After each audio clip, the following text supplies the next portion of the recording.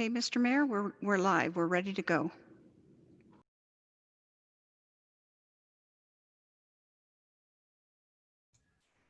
Thank you to the clerk. I'll turn it over to Evan for O Canada, and that'll open up today's council meeting.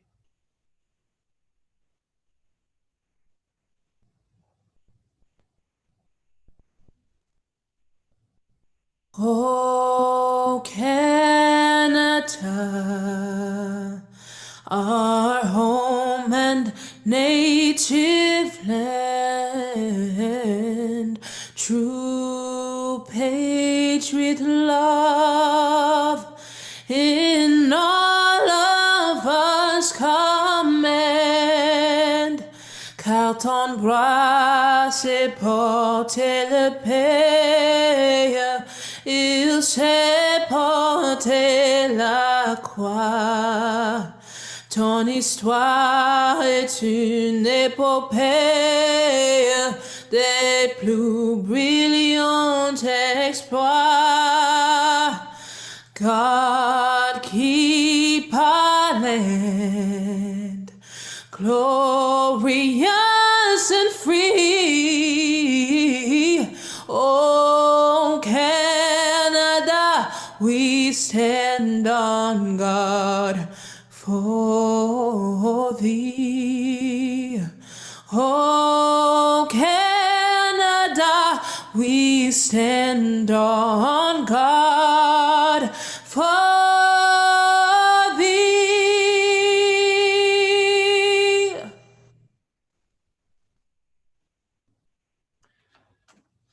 All right, thank you very much, and good afternoon, and welcome to a regular meeting of Council and General Committee for Monday, July 22nd. We begin this gathering by acknowledging the land on which we gather is the traditional territory of the Haudenosaunee and Anishinaabeg peoples, many of whom continue to live and work here today. This territory is covered by the Upper Canada Treaties and is within the land protected by the Dish with One Spoon Wampum Agreement. Today, this gathering place is home to many First Nations, Métis, and Inuit peoples. Acknowledging this reminds us of a great standard of living is directly related to the resources and friendship of Indigenous people. So I just have a brief mayor's report.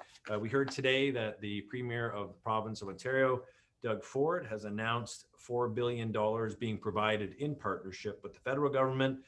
And last week, Justin Trudeau, the Prime Minister of Canada, pledged $19 billion for the provinces and territories to support a safe restart of the Canadian economy, which includes the provision of funds for the municipalities. So I just want to say thank you on behalf of City Council to both Prime Minister Trudeau and Premier Ford for the providing of these funds.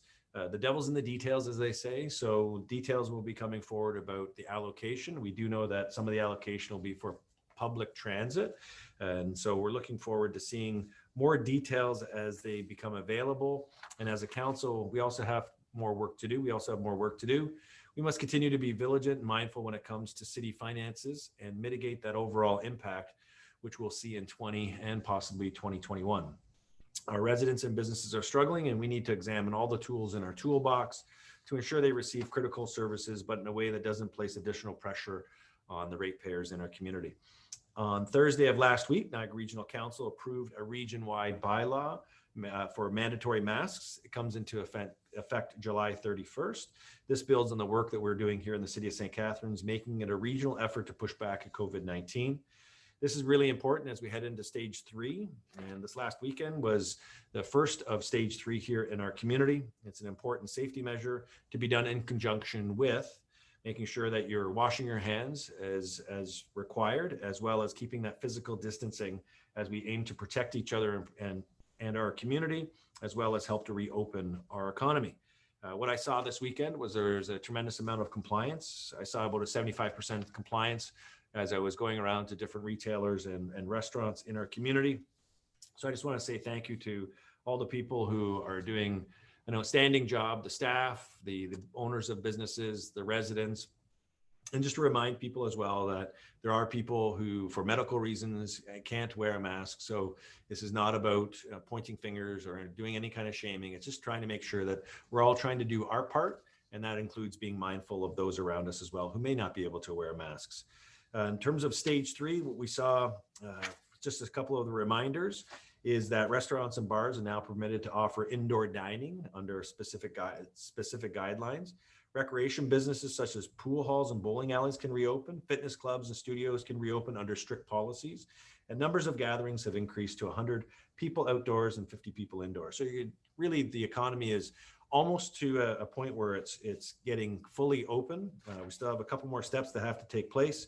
But again, this weekend, being able to talk to a number of businesses across the city, there's a positive attitude. People are coming out, people are being supportive and respectful of staff. And you're just seeing a lot of folks who are just happy to be out and about. You're going to be hearing more on the stage 3 and what it means to the city of St. Catharines. Our CAO, Shelley Kemnitz, will be talking about that under her COVID-19 report. We still do have issues related to our beaches.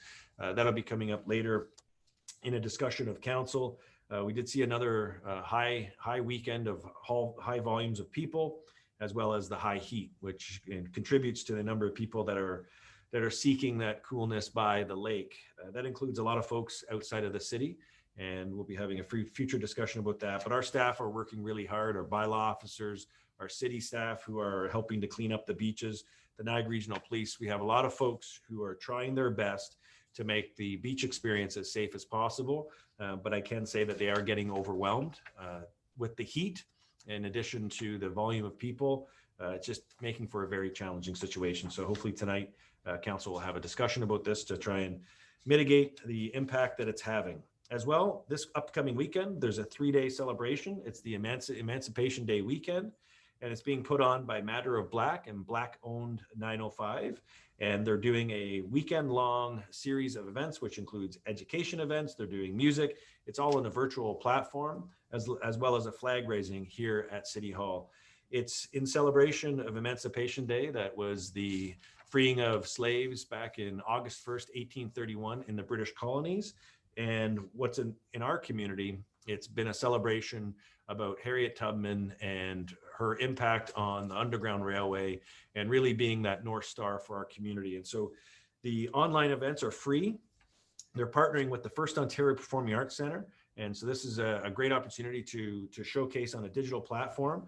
And the actual weekend ends with LMT Connection, an amazing band here in our community. They'll be wrapping up the event. And like I said, there's education, there's discussions about our history, but also ways forward as we look to deal with many of the issues that are surrounding us today. Pay attention to some of the social media channels that I have. There's going to be some interesting things taking place on Saturday when it comes to my social media channels. And last but not least, I just want to say thank you to the Meridian Center. I want to say thank you to Brian York, our Director of Economic Development, our Director of Community Events and Services, Phil Christie, as well as the Niagara River Lines and their front office team, and Mike Morielli from the CEBL. We had an opportunity to be the community that hosts the CEBL Basketball League. They were the first professional basketball league, first professional sports league in Canada to go back to at least some semblance of being in a competitive format. Dr. Hergy was involved from the region. There was a lot of people who are making sure that the players are safe, that our staff are safe, that are working in the Meridian Center. The Meridian Center staff are safe.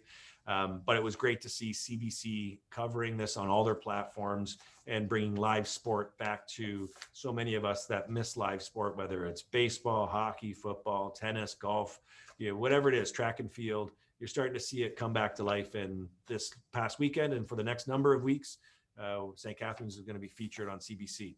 So I just want to say thank you to all the people who played a role in that. And with that, that is it for me. And now I've lost my page on the agenda. We're now going back to the adoption of the agenda, and I'll turn it over to the clerk because there's been some additional correspondence. To the clerk. Thank you. Through you, Mr. Mayor.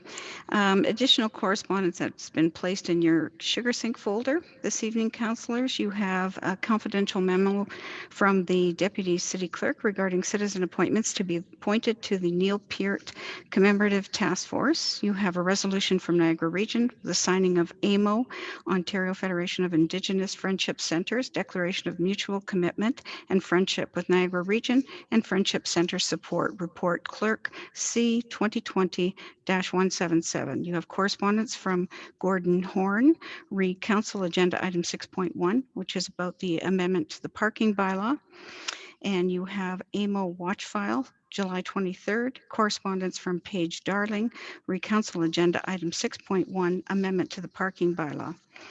And in your agenda, the following has been changed. The motion for General Committee Agenda Item 2.3, Council Correspondence, is being amended to include the following clauses. That Council appoint the individuals as outlined in the confidential memorandum from the Deputy City Clerk dated July 24th to the Neil Peart Commemorative Task Force, and that Council endorse the resolution from the Niagara region regarding signing of the AMO, Ontario Federation of Indigenous Friendship Centres, the declaration. You have Council Agenda Item 6.1, revisions were made to the staff recommendation in Appendix 1 as part of the republishing of the Council Agenda on July 23rd.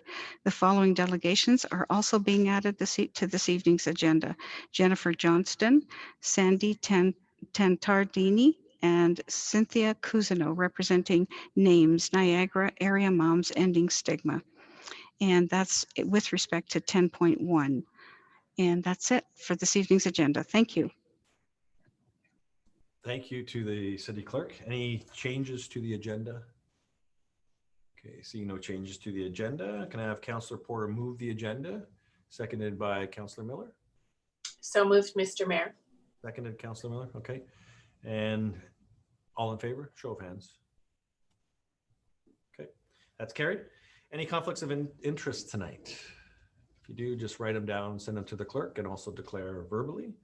Seeing none, adoption of the minutes. That council adopt the minutes of the meetings of council held on Monday, July 13th, 2020, and that council adopt the minutes of the general committee meeting held on Monday, July 13th, 2020. And I have a mover, Deputy Mayor Dodge. So moved, Mr. Mayor. And seconded by Councillor Phillips. Yes, seconded. All right, and any comments on the minutes? Any changes that need to be made? Okay, seeing none, and I will stop there and ask the CAO, Shelley Kemnitz. We have some new faces on the Zoom platform, and if she can just do some introductions, just so that council is aware of who's on the platform.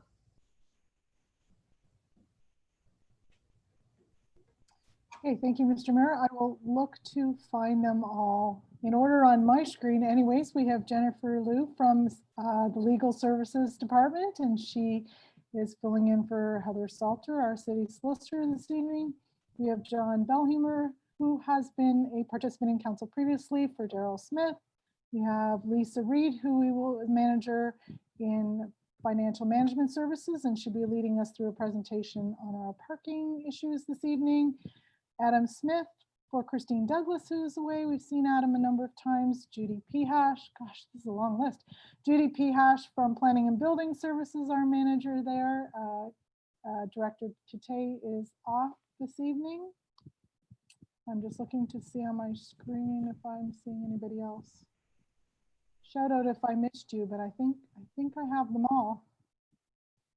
Mr. Mayor, this is what we used to call an also ran meeting when there's many, many substitutions. All I can say to Mr. John Belheimer, give us a smile. There you go. I didn't even know if you heard his introductions. There you go. Okay, good to see you, John. We have the Deputy Chief, Dave Upper. Good to see everybody. Good to have everybody on the meeting. And so we will now resolve into general committee. And there have been no items removed from consent. So I'll have a motion to approve the consent agenda. And that's Councillor Sorrento, I believe. So moved, Mr. Mayor. Thank you. And I'll turn it over to the clerk.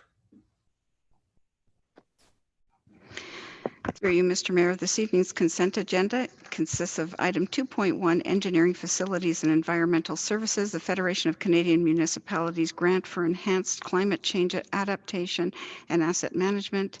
2.2, fire and emergency services, fallen fires, firefighters, memorial task force, recommendations for eligibility, criteria, and location of the memorial. Item 2.3, legal and clerk services, office of the city clerk, council correspondence. Councillor Sorrento. Yes. Councillor Townsend. Yes. Councillor Williamson. Yes. Counselor Porter, Yes. Counselor Phillips, Yes. Counselor Miller, Yes. Counselor Littleton, Yes. Counselor Kushner, Counselor Kushner, Yes. Counselor Garcia, Yes. and Counselor Dodge. Yes. Mayor Sendzik, Yes. and that's carried. Okay, thank you for that, council. We have a public meeting.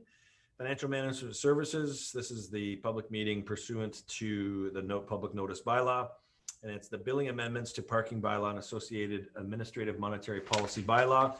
The notice of the amendment to the municipality's parking bylaw and associated administrative monetary penalty bylaw, AMPS, has been published in accordance with the City of St. Catharines notice bylaw. The public meeting will proceed as follows. The manager of revenue will present regarding the amendment, and members of the public were provided with options to submit written correspondence. Items received have been added to the council's SugarSync folder. As today's meeting has public meetings being held electronically, members of the public wishing to speak to the item were advised to RSVP with the Office of the City Clerk by 11:59 p.m. on Sunday, July 26th, in order to speak. No one requested to speak. Staff will present any closing comments. The public meeting will be closed. Council will make a decision. We will now commence with the public meeting. And Lisa Reed, Manager of Revenue, please present. Will be presenting regarding the amendment. So turning it over to Miss Lisa Reed. Thank you, Mr. Mayor. Tonight I will be providing an overview of the amendments of the parking bylaw and associated administrative monetary penalty bylaw. Next slide there, Adam. City has seen a dramatic increase in visitors and vehicles parking illegally in the Sunset Beach, Jones Beach, Lakeside Park, and Morningstar Mill areas. It should be noted that this is just not occurring during the COVID-19 emergency orders. It's a reoccurring and ongoing annual issue at this time of year. Over the past weeks, bylaw, parking enforcement, and security have increased their patrol and enforcement in these areas in response to public complaints. Since May 3rd, the city has issued an increased number of parking penalty notices. Deterrence is one of the primary goals of parking penalties, and staff is of the opinion that current penalties are no longer sufficient to deter persons from parking illegally in these areas. Municipalities across Ontario have also made amendments to their bylaws. Some have increased their penalty amounts, daily parking rates, identified special areas, and increased enforcement. Next slide, Evan. Here's a current situation down at Lombardy and the Cumberland areas. As you can see, there's parking on both sides of the street, making it extremely difficult for vehicles to get down that area. And here you're seeing at the intersection around the corner, they're parked right into the intersection. Next slide. So the special provision areas, since May, we've issued 318 violations at the Sunset Beach area, Lakeside Park 4, Morningstar Mill 130, and Jones Beach, we have not any violations there. Next slide. So the current mitigation efforts thus far, we have erected signs on the north side of Lombardy, as well as within the park at Sunset Beach itself. We're closing access to the beach when it's at capacity. We've increased security and city staff. We've dedicated parking enforcement to the Sunset Beach area. The mobile sign has been erected on Arthur Street, which reads "Beaches at capacity, limited access." Next slide there, Adam. Evans, my apologies. Recommendations that we restrict parking on one side of each street.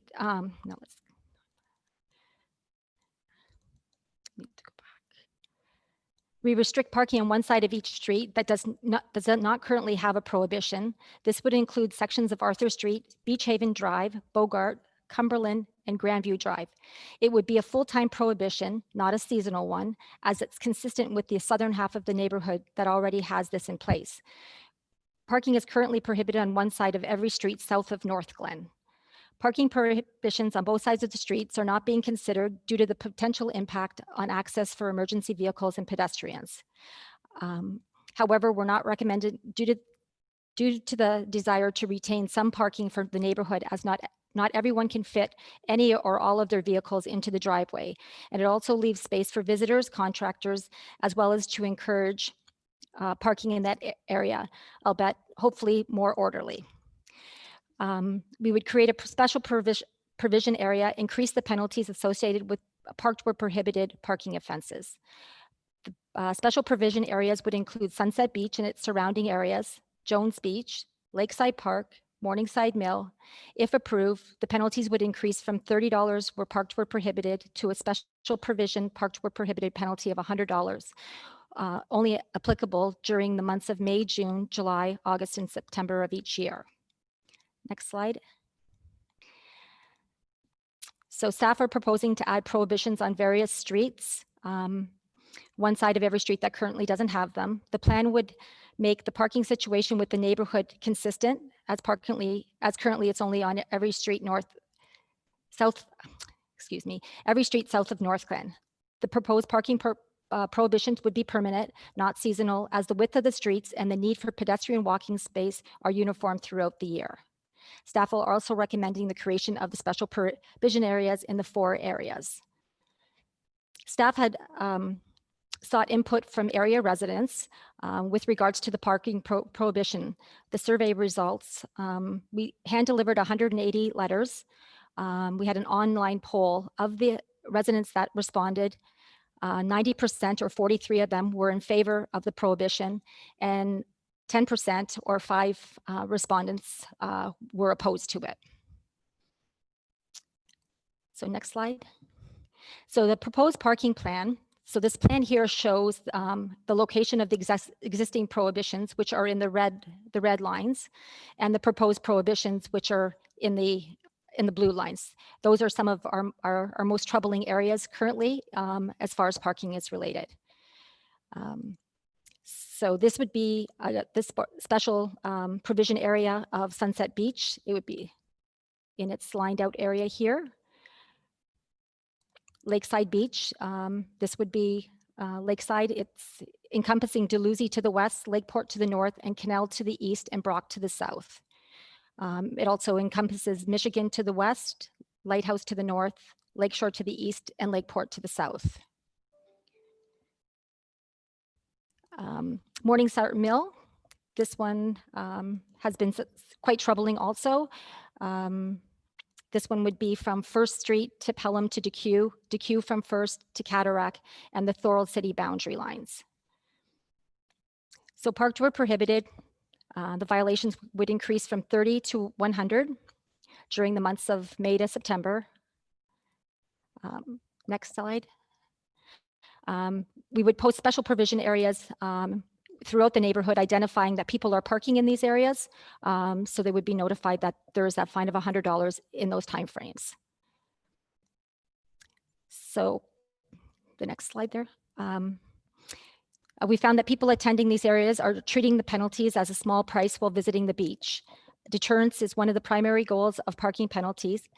It's staff's opinion that the current penalties are no longer sufficient to deter the residents from parking illegally in these areas. It is staff's recommendation with the special provision area and increased penalties that visitors will be more likely to comply. In addition, staff to the mitigation measures will continue to monitor, review, and refine as the situation evolves. That concludes my presentation today, Mr. Mayor. Thank you. Mr. Eden, and thank you very much for the presentation. Very thorough. And you and your team have done an amazing job trying to manage what has proven to be a very, very difficult situation for the city of St. Catharines. So on behalf of council, I just want to say thank you to you and your team. Okay. Thank you. To your team. Councillor Garcia, you've got your finger up. Yes, thank you, Mr. Mayor. Through you to Ms. Reed. Great presentation. Thank you. 2 questions.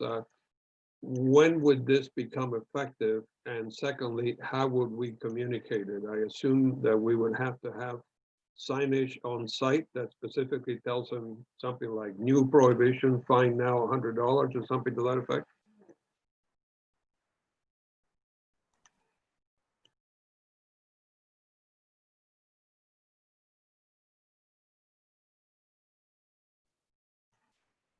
Sorry, Lisa. Mute it. Sorry. Um, Through you, Mr. Mayor, yes, it would be to the current prohibitions that we currently have. So staff would be posting those signs that actually indicate that it's a special provision area, notifying residents that the fine would increase from $30 to $100 during those timeframes. And that would be effective at your approval if it was to be approved this evening. Okay, Councillor. Thank you. Thank you, Councillor Garcia. Councillor Miller. Thank you, and thanks for the presentation. I guess my question is about, obviously these penalties are pretty severe, and maybe with good reason, I should say, but it seems like Jones Beach and Lakeside haven't had any infractions really. Or 4 between the two of them so far. Historically, in years past, were there infractions maybe more closer in line with the other, with Morningstar and with Sunset Beach? Yes, through you, Mr. Mayor. As far as the Lakeside Beach area, a few years past when there was a number of businesses still operating, we did have a patrol through the area, and there was quite an increase of fines in the prohibited area. Since some of the businesses have since closed, we don't have the increase of enforcement, but we are seeing that the beach is at capacity, a little bit more organized parking. So we're not seeing as many infractions there. From our meeting this morning, we did see that some of the people from, especially the boat launch, are moving over to the Jones Beach area. And I think Parks and Rec, we're going to look at that, or Daryl and John, we're going to look into that today to see how they were accessing the beach area. Okay, thank you for that. I guess how much of this endeavor, because I know these are going to be permanent and in place, even the ones that are seasonal going forward. So how much of this is being driven by COVID, or was this something that we were looking at doing? Because again, I know you mentioned the historical elements to it anyway, because obviously the beaches being busy is a good thing in a regular, in a regular timeline. But again, we don't want people parking incorrectly or prohibiting emergency services. So I guess how much of this is being driven by COVID-19 and needing distancing and things like that, and how much was sort of already on the radar? Through you, Mr. Mayor, the parking at Sunset Beach has been an ongoing issue over the years. We have dedicated parking enforcement there on a weekly basis and more than one officer. So there is a number of violations. Last year, we issued 66 tickets in that area from May to August. This year, as you see, it's tripled, or actually it's gone up to over 300. So it's increased, and I think it's because we are having a lot of, there's a lot of visitors to the area, to the beach outside of the area. So I'm sure that it does play into it, that COVID does play into it, and people are trying to visit areas where they can, they can access the beach where other places are closed. Okay, thank you. Yeah, and thanks again. I'm in favor of this. I guess a little cautious, a little worried about discouraging people from visiting St. Catharines and things like that. But obviously, there's significant issues here, and we need to take steps. So thank you. Thank you, Councillor Miller. Councillor Sorrento. Thank you, Mr. Mayor. Through you to the Manager of Finance. Manager Reid, you mentioned something that we have handed out over 300 tickets, I think, down at Sunset Beach. And I would say that at $30 a ticket would be about $9,000 into the city coffers. Would that be a fair statement? That would be correct. Okay, thank you. Just one other question. Whether you know, Mr. Mayor, to the manager or any of the directors, I see that we have new signage up there. I believe we have 3 portable signs. I don't know if they're LED signs. Can you tell me how long, indicating that, what the status of the beaches are? Can you tell us how long those signs are going to be up? And can you tell us approximately what cost it would be to the city? I'm hearing something about $350 a week per sign. So that's my question. Through you, Mr. Mayor, I'll defer that to John Bellhumer. Manager of Operation. Okay. Mr. Bellhammer? For you, Mr. Mayor, Councillor Sorrento, that's the cost of the signs. I believe we plan on keeping them until at least Labor Day weekend. And it's really going to depend on the volume of patrons visiting the facilities down there. Okay, great. Sounds like once we hand out 4 tickets, it'll cover the cost of 1 sign. That's it, Mr. Mayor. Thank you. Thank you, Councillor Sorrento. Councillor Townsend, you're up. Thank you, Mr. Mayor, and thank you, Ms. Reed, for your presentation. Really appreciate it. My question is how do we land on the $100 tickets? Is there, how do we come up with that? Is that kind of in line with what other municipalities are doing? Through you, Mr. Mayor, yes, we're seeing other municipalities have increased their fine to $100. As I mentioned, we're seeing increased of parking fees at the beach increased, from 50 to 100 or from 25 to $50. So yes, it's been a dramatic increase in their fines to try and deter people from parking in those areas, because $30 didn't seem like it was. When people are asked how much is the ticket, and they'll just say that's just the cost of parking somewhere else. So they needed something to deter, and we looked at other municipalities who were doing similar things, and they had increased them to $100. Okay, thank you. And through you, Mr. Mayor, my next question is the $100 ticket going to be enough to deter people from wanting to park there? That's my concern. I know some municipalities are charging more than $100 per ticket, and I hate to mention this concept, but you have a car full of 5 people, and $100 ticket, is that really going to deter a group of 5 people from parking, which could be the cost of parking their car at a beach? Is this something that can we bring up that $100 number, or are we confident that this is the right point to start at? Through you, Mr. Mayor, when we looked at the cost of the fine, we also looked at other violations, and we looked at something like accessible parking. So accessible parking, which is our highest violation, is $300. So we thought kind of the fine, kind of fit the crime, actually. So the violation was kind of similar to what we thought was fair. So 3 times the amount of the violation, we thought that was fair, but it's something we could consider. Okay, thank you for that, and again, thank you for all your hard work. Thank you, Councillor Townsend. We got Councillor Porter.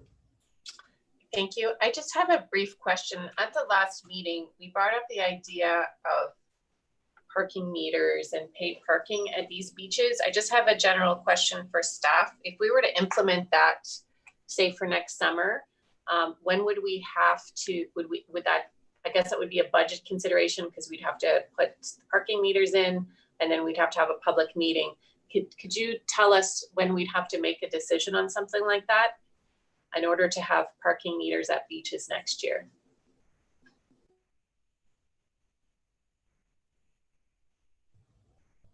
Sorry. Through you, Mr. Mayor, it was staff's thought. We have replaced all of our downtown pay and display machines, and we still have kept that inventory so we still have that stock inventory. So it was staff's thought that we could use those machines and have them installed down at that Sunset Beach area. As far as the fines, we would have to make amendment to the rates and fees bylaw to include those charges. Okay. So it would be little or minimal cost, maybe the cost of if there was a warranty cost on those machines, there might be a small charge for something like that, but the rates and fees would have to be amended to include those parking charges. I am thrilled you kept them. I'm overjoyed. I think that's great. So that's the end of my questions.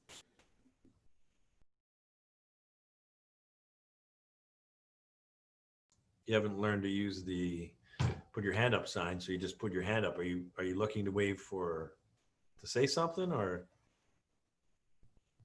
Sorry, through you, Mr. Mayor, just wanted to elaborate on the comment that Lisa made. Yeah, we do have the old park pay and display machines at the lot. There are maintenance costs associated with them, and it will be a decision that needs to be made through the next budget cycle to determine whether or not and how we implement paid parking in those areas. We actually have a staff meeting coming up fairly soon to start discussing the process and determining how we can achieve those timelines for next year. All right, thank you, Councillor Porter, for that. And seeing no other further comments from the council, council is called to order. So I don't have my gavel, so I'll just, there, that's a call to order. And can I have a motion to receive the presentation and close the public meeting? Councillor Sorrento and Councillor Dodge, all in favor of closing the public meeting? That is carried. And we have a staff recommendation. Councillor Dodge, you're moving staff recommendation. Yes, Mr. Mayor. And I got Councillor Phillips, you're seconding it. Yes. All right, thank you for that. And so the council motion is up on the screen in front of us. And there is an amendment. Okay, so is that all right. I didn't see the amendment, so it's in there. So can we pull that amendment out and have that as a second bullet point? It shouldn't be as part of the actual bylaw motion itself. That should be bullet point number 2. Okay. Okay.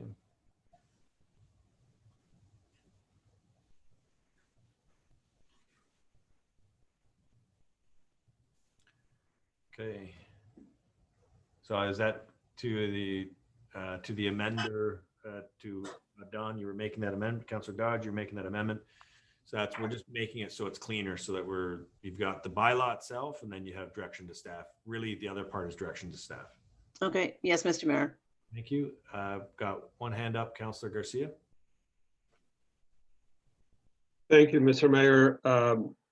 That's a good amendment, and I would like to add to that amendment that the residents of Port Dalhousie also be consulted, particularly since, as Councilor Miller pointed out, we haven't had the same issues that Port Weller has or Sunset Beach has. So just to make sure that we get feedback from the residents. Okay, so can we just be clear on the word consult? Because my interpretation is that there will be a staff report that will report on the effectiveness of what has been brought into place to try and curb the amount of illegal and inappropriate parking in pretty much Port Weller and Port Dalhousie. So can we anticipate a staff report that'll come forward that looks at this, and then the public will have an opportunity to provide input? I don't know if we have to do a whole bunch of town hall meetings on this. That's what I'm trying to get at. Can I have a direction here somewhere? Mr. Mayor. Yep. I don't believe that we were going to have a public meeting. I think it was just going to be sort of the same idea of a survey to the residents, again, to see what's working, what's not working. Okay, so that's fair. I just want staff to realize what the expectation is here. So it's some surveys, a report, and then if the public has input, they can come to council to delegate. Is that what you're thinking, Councillor Dodge? Yes, Mr. Mayor. Thank you. Okay, Councillor Garcia, you're done? Yeah. Yes. Thank you. So that's the motion in front of us, and it's been moved by Councillor Dodge and seconded by Councillor Phillips. So if there's no other further questions, I'm going to call the question and look to the city clerk for the roll call. Through you, Mr. Mayor. Councillor Dodge. Yes. Councillor Garcia.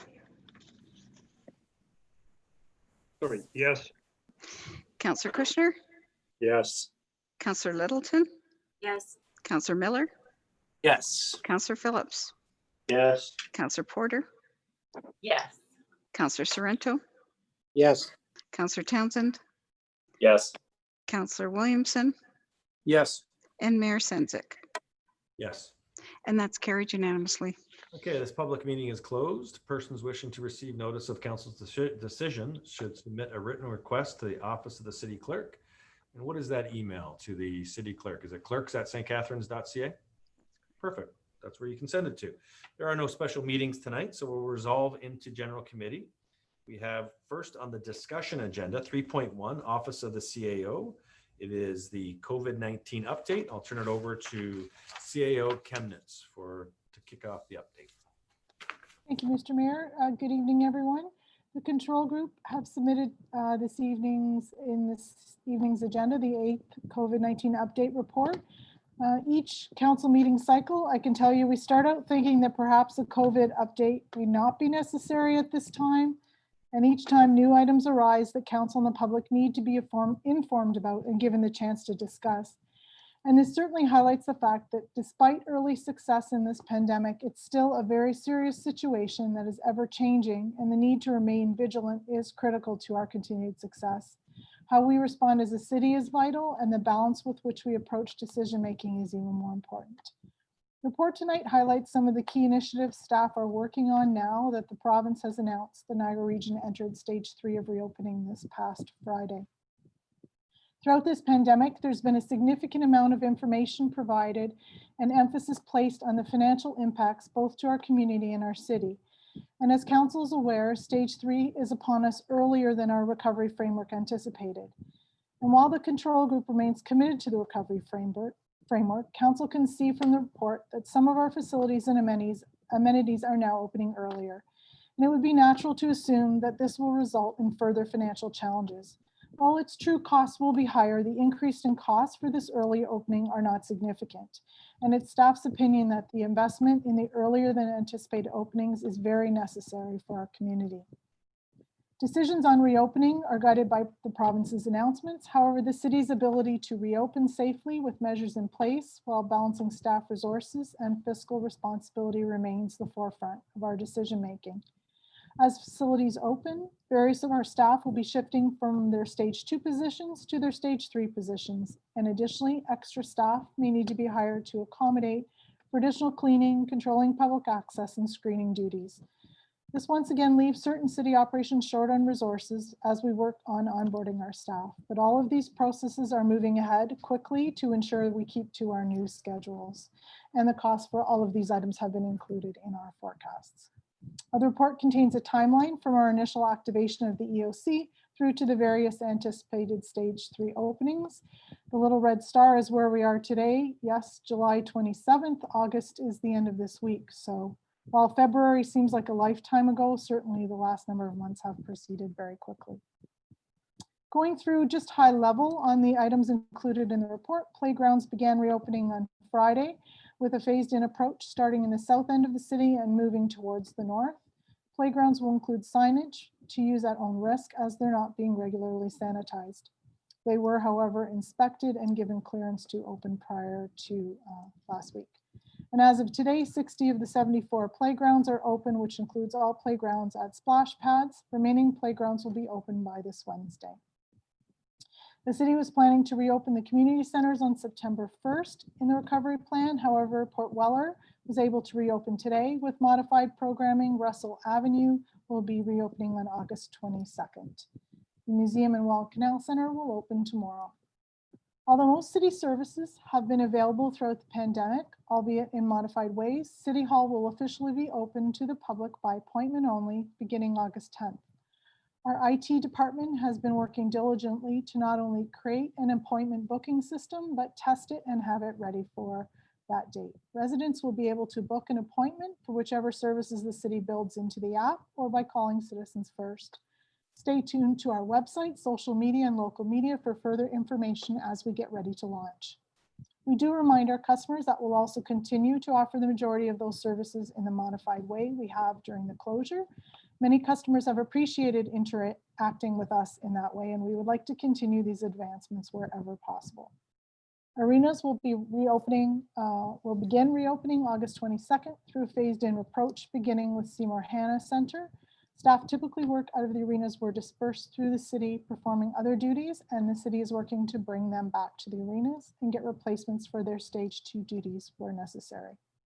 With the 2 city outdoor pools now open, the Aquatic Center will reopen on August 31st, when staff from outdoor pools can move to the Kiwanis Center after they close for the season.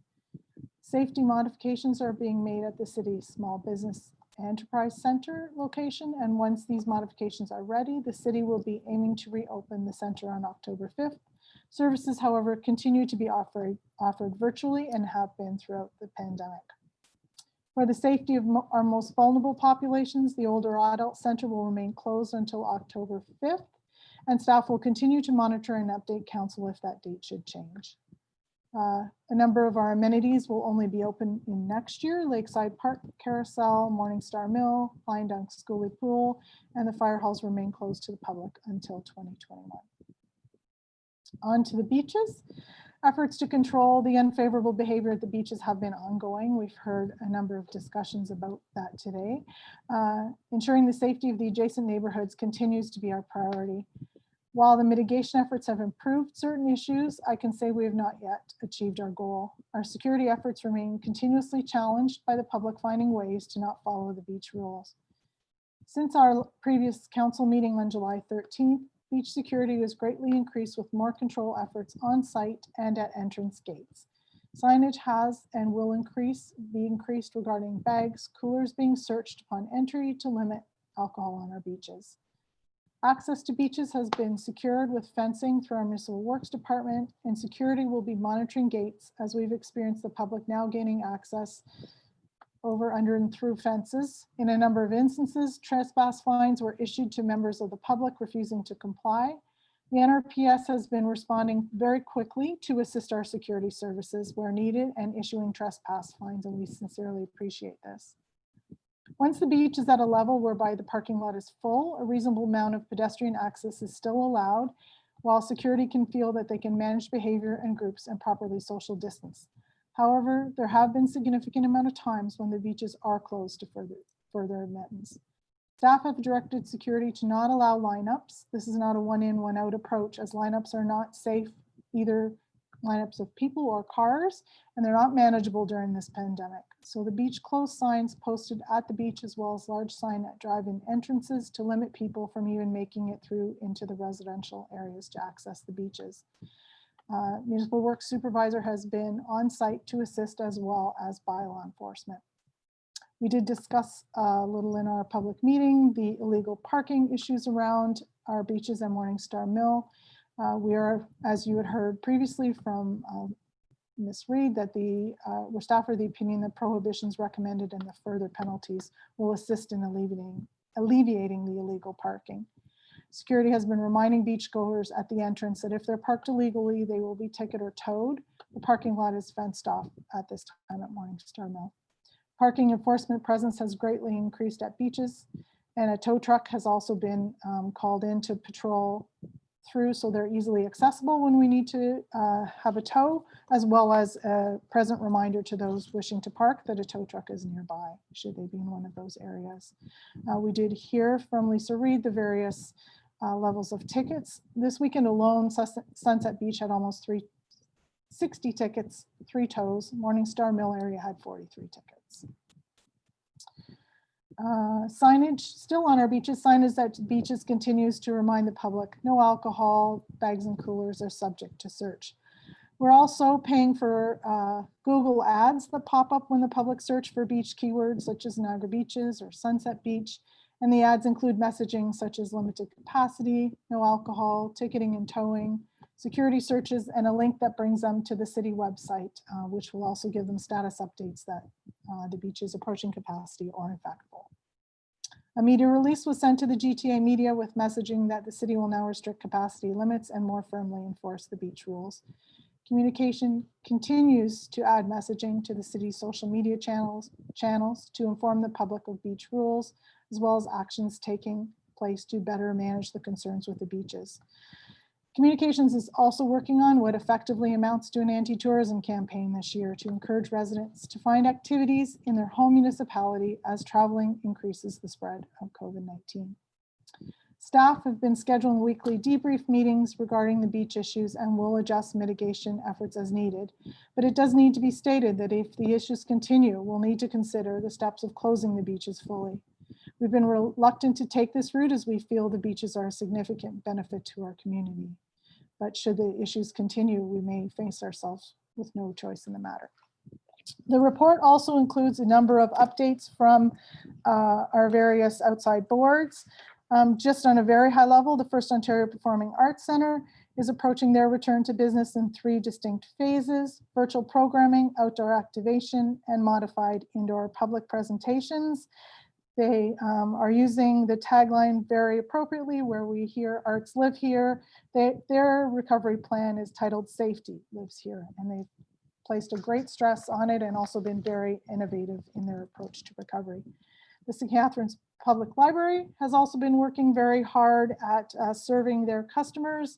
And we hear in the report that the library board approved in June, the library will add Monday hours to enhance services offered to the community when it reopens. And that's something, certainly our community has not seen Monday hours open at the library for a good many decades.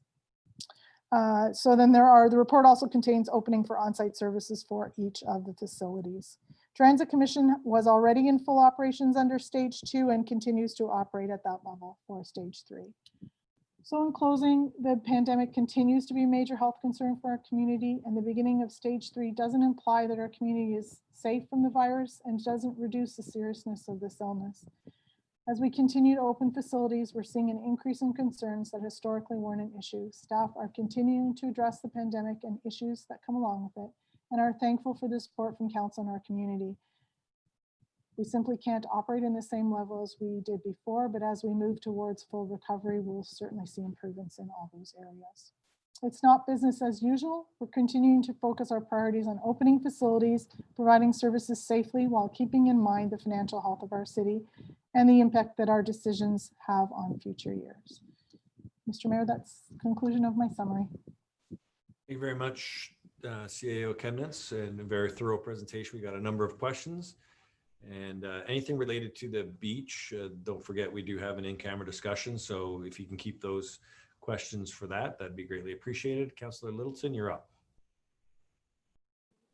Thank you, Mr. Mayor. I just wanted to ask the CAO if we had an idea, because I was looking at the arenas. We mentioned that they're going to be kind of rolled out, but there's no mention of the Meriton Arena. I'm just asking, do we have a ballpark about when the Meriton Arena might be opened? Thanks. For that, I will defer to our Director of EFES. We are staging them, and the Meriton Arena is a separate entity. Oh, I'm sorry. I see Phil with his hands up. See, that worked. Okay. Director Christie. Thank you. Through you, Mr. Mayor. I actually spoke with the arena manager this morning, and he is looking for some guidance from the city. So we're going to be working with them to make sure that they have all the enhanced protocols that we will be adopting as we are reopening our own arenas. And so, although we don't have a definitive date for the reopening of Meriton Arena, he did look into the September-October timeframe, just based on historical use of the arena, although that could definitely change if the demand were to increase in the meantime. Most importantly, though, is that we will be working with the Lions Club and the arena operators to make sure that they are going to be able to do so in a safe manner. Thank you, Councillor Littleton. And for no further question, Councillor Miller. Thank you. Thanks for the presentation. I just a few questions, hopefully quick ones. Just there's an image on page 4 about the timeline and the reopenings, and it seems to sort of suggest we'll be in stage 4 in October, but I think the expectation of stage 4 is sort of, when there's a vaccination or there's no community spread. Is that accurate, or am I misreading that? Through Mr. Mayor, certainly stage 4 for us is that we are not needing to be nearly as vigilant as we are now. So that is assumed on our part. It's not officially at the province as a stage 4. For us, we named those items where once there's a vaccine, once there's effective treatment, we'll have to monitor those as we go. But these are things that certainly if we need our remaining vigilance, we can't open them at this time. Okay. So that's not province's really stage 4. That's our own sort of internal. I got you. Okay, that makes sense. Just we had a memo about the public engagement and meetings. I noticed that's not in here. Is there any indication that being in stage 3 allows us more opportunity to return to public meetings because of the greater capacity of individuals that can be in one place with physical distancing, obviously. Mr. Mayor, stage 3 does, while the numbers do certainly increase, the physical distancing requirement does still remain in effect. However, we anticipate that council will be receiving a report on August 10th regarding the work that we've been doing to find a solution to bringing council in person, as we do see that as an important step. There are a large number of challenges to overcome, but we're going to bring some options for council's consideration then. Okay, thank you for that. During the spring, and I think in particular in May, we made a number of financial decisions, including deferring some hires and some positions that we had budgeted for this year. And we'd indicated, I believe the wording was something like, when we have a better idea of the city's financial position. Obviously, we do not have the end game of the city's financial position right now. Is there any indication of when we might be looking again at all that spending we deferred? Whether it's when we know what kind of money we're getting from the province or the federal government, is that what we're waiting on, or are we waiting until the next budget cycle, or is it part of the next budget cycle? Through Mr. Mayor, well, we're evaluating as we go continuously. So we hit past the milestone of the Q2 variance analysis. So we'll look very close at that to see if the assumptions we made in the early days held true. Are they better or are they worse? Looking at the actuals. Also, what has occurred is that there are some areas of staffing resources that we didn't anticipate. So some of those areas where perhaps there was a vacant position, is that still the highest priority given the situation that we're in? So we're in a constant sort of evaluation with that. Each quarter gives us a new variance analysis to look at. So we felt the end of June is a good stopping point. We're amidst right now analyzing that. So we'll keep at it because we certainly do want to fill the positions. However, until we know whether all those assumptions we made, how they held true, or how close were they to what actually resulted, it will take some time. Okay, I've had another question. A few residents expressed some consternation, I suppose, about the CEBL, which, as the mayor alluded to, I think has been a good thing for the city of St. Catharines, but about players coming to the city and staying in the city and going to the restaurants and things like that. And then in this report, it specifically says that athletic activities, something like this, with prolonged or deliberate contact are not allowed. Certainly I know when I'm playing basketball, I'm D'ing up pretty hard. It's hard to avoid that physical contact. I guess maybe for the public's benefit, can you or someone touch on what the process was? Because we did get some comments from the region public health on this. I'll go to Director Christie. And he's been working with Dr. Hergy at the region, who did sign off on the return to play. Thank you. And through you, Mr. Mayor, I think maybe Director York may be able to add some more if I miss a few details, but the teams, when they did arrive in the city, they did work with local public health. They got tested, and to our knowledge, they were repeatedly tested. And to the point where everybody was cleared to play and participate and be in the arena. So we had accurate information related to that. The teams in the league work closely with us and the league and ASM Global as well. So that's the information that we had on hand. I'll turn over to Director York, because the return to play at the professional level is decided by the province of Ontario and the chief medical officer. He's the one who actually signs off on that. So Director York. Yeah, through you, Mr. Mayor, you're exactly right. In the OREG that was released by the province under stage 3, it actually named the league, the CEBL, the Canadian Elite Basketball League, as a professional sports league that required the chief medical officer of health for Ontario to sign off on their return to play. And that was done in consultation with Dr. Hergy from the Regional Public Health Office. So the approvals were granted by the province and they were able to play in our building. Okay. All right. Thank you for that. And just last question is related to the playground sanitation. I understand we can't do it on a regular basis. I'm wondering, is there a way when our crews are at these sites anyway, cutting the grass, if there's some sort of maintenance they can do, or that's just determined that sort of irregular sanitation isn't worth the time it would take to do it. Is that the feeling? I'm just, if we have staff there anyway, it seems like it would be a benefit to sort of scrub down the site. Through Mr. Mayor, I'll take it at a high level, and then perhaps John Belheimer can fill in if I miss something. Certainly, you can understand that with children playing on play equipment, our sanitizing would not last very long. And I think it's really just where are our resources going. We certainly had all the play equipment inspected to ensure that it's safe. And we will monitor and inspect those playgrounds and see how they're doing throughout the year when our crews are in the parks. But whether there's anything additionally that they do at the beginning of the shift, perhaps Mr. Belheimer can give us some information. For you, Mr. Mayor. The only thing we're doing right now is, like, since we've taken down all the snow fence, is we've gone through and removed all the weed. We'll be spraying all the playgrounds. We've left a couple playgrounds, I believe, fenced in due to wasp and hornet nests and yellow jackets. And I think Director Martuccio can speak to the inspection process and what his staff is going to be doing moving forward now.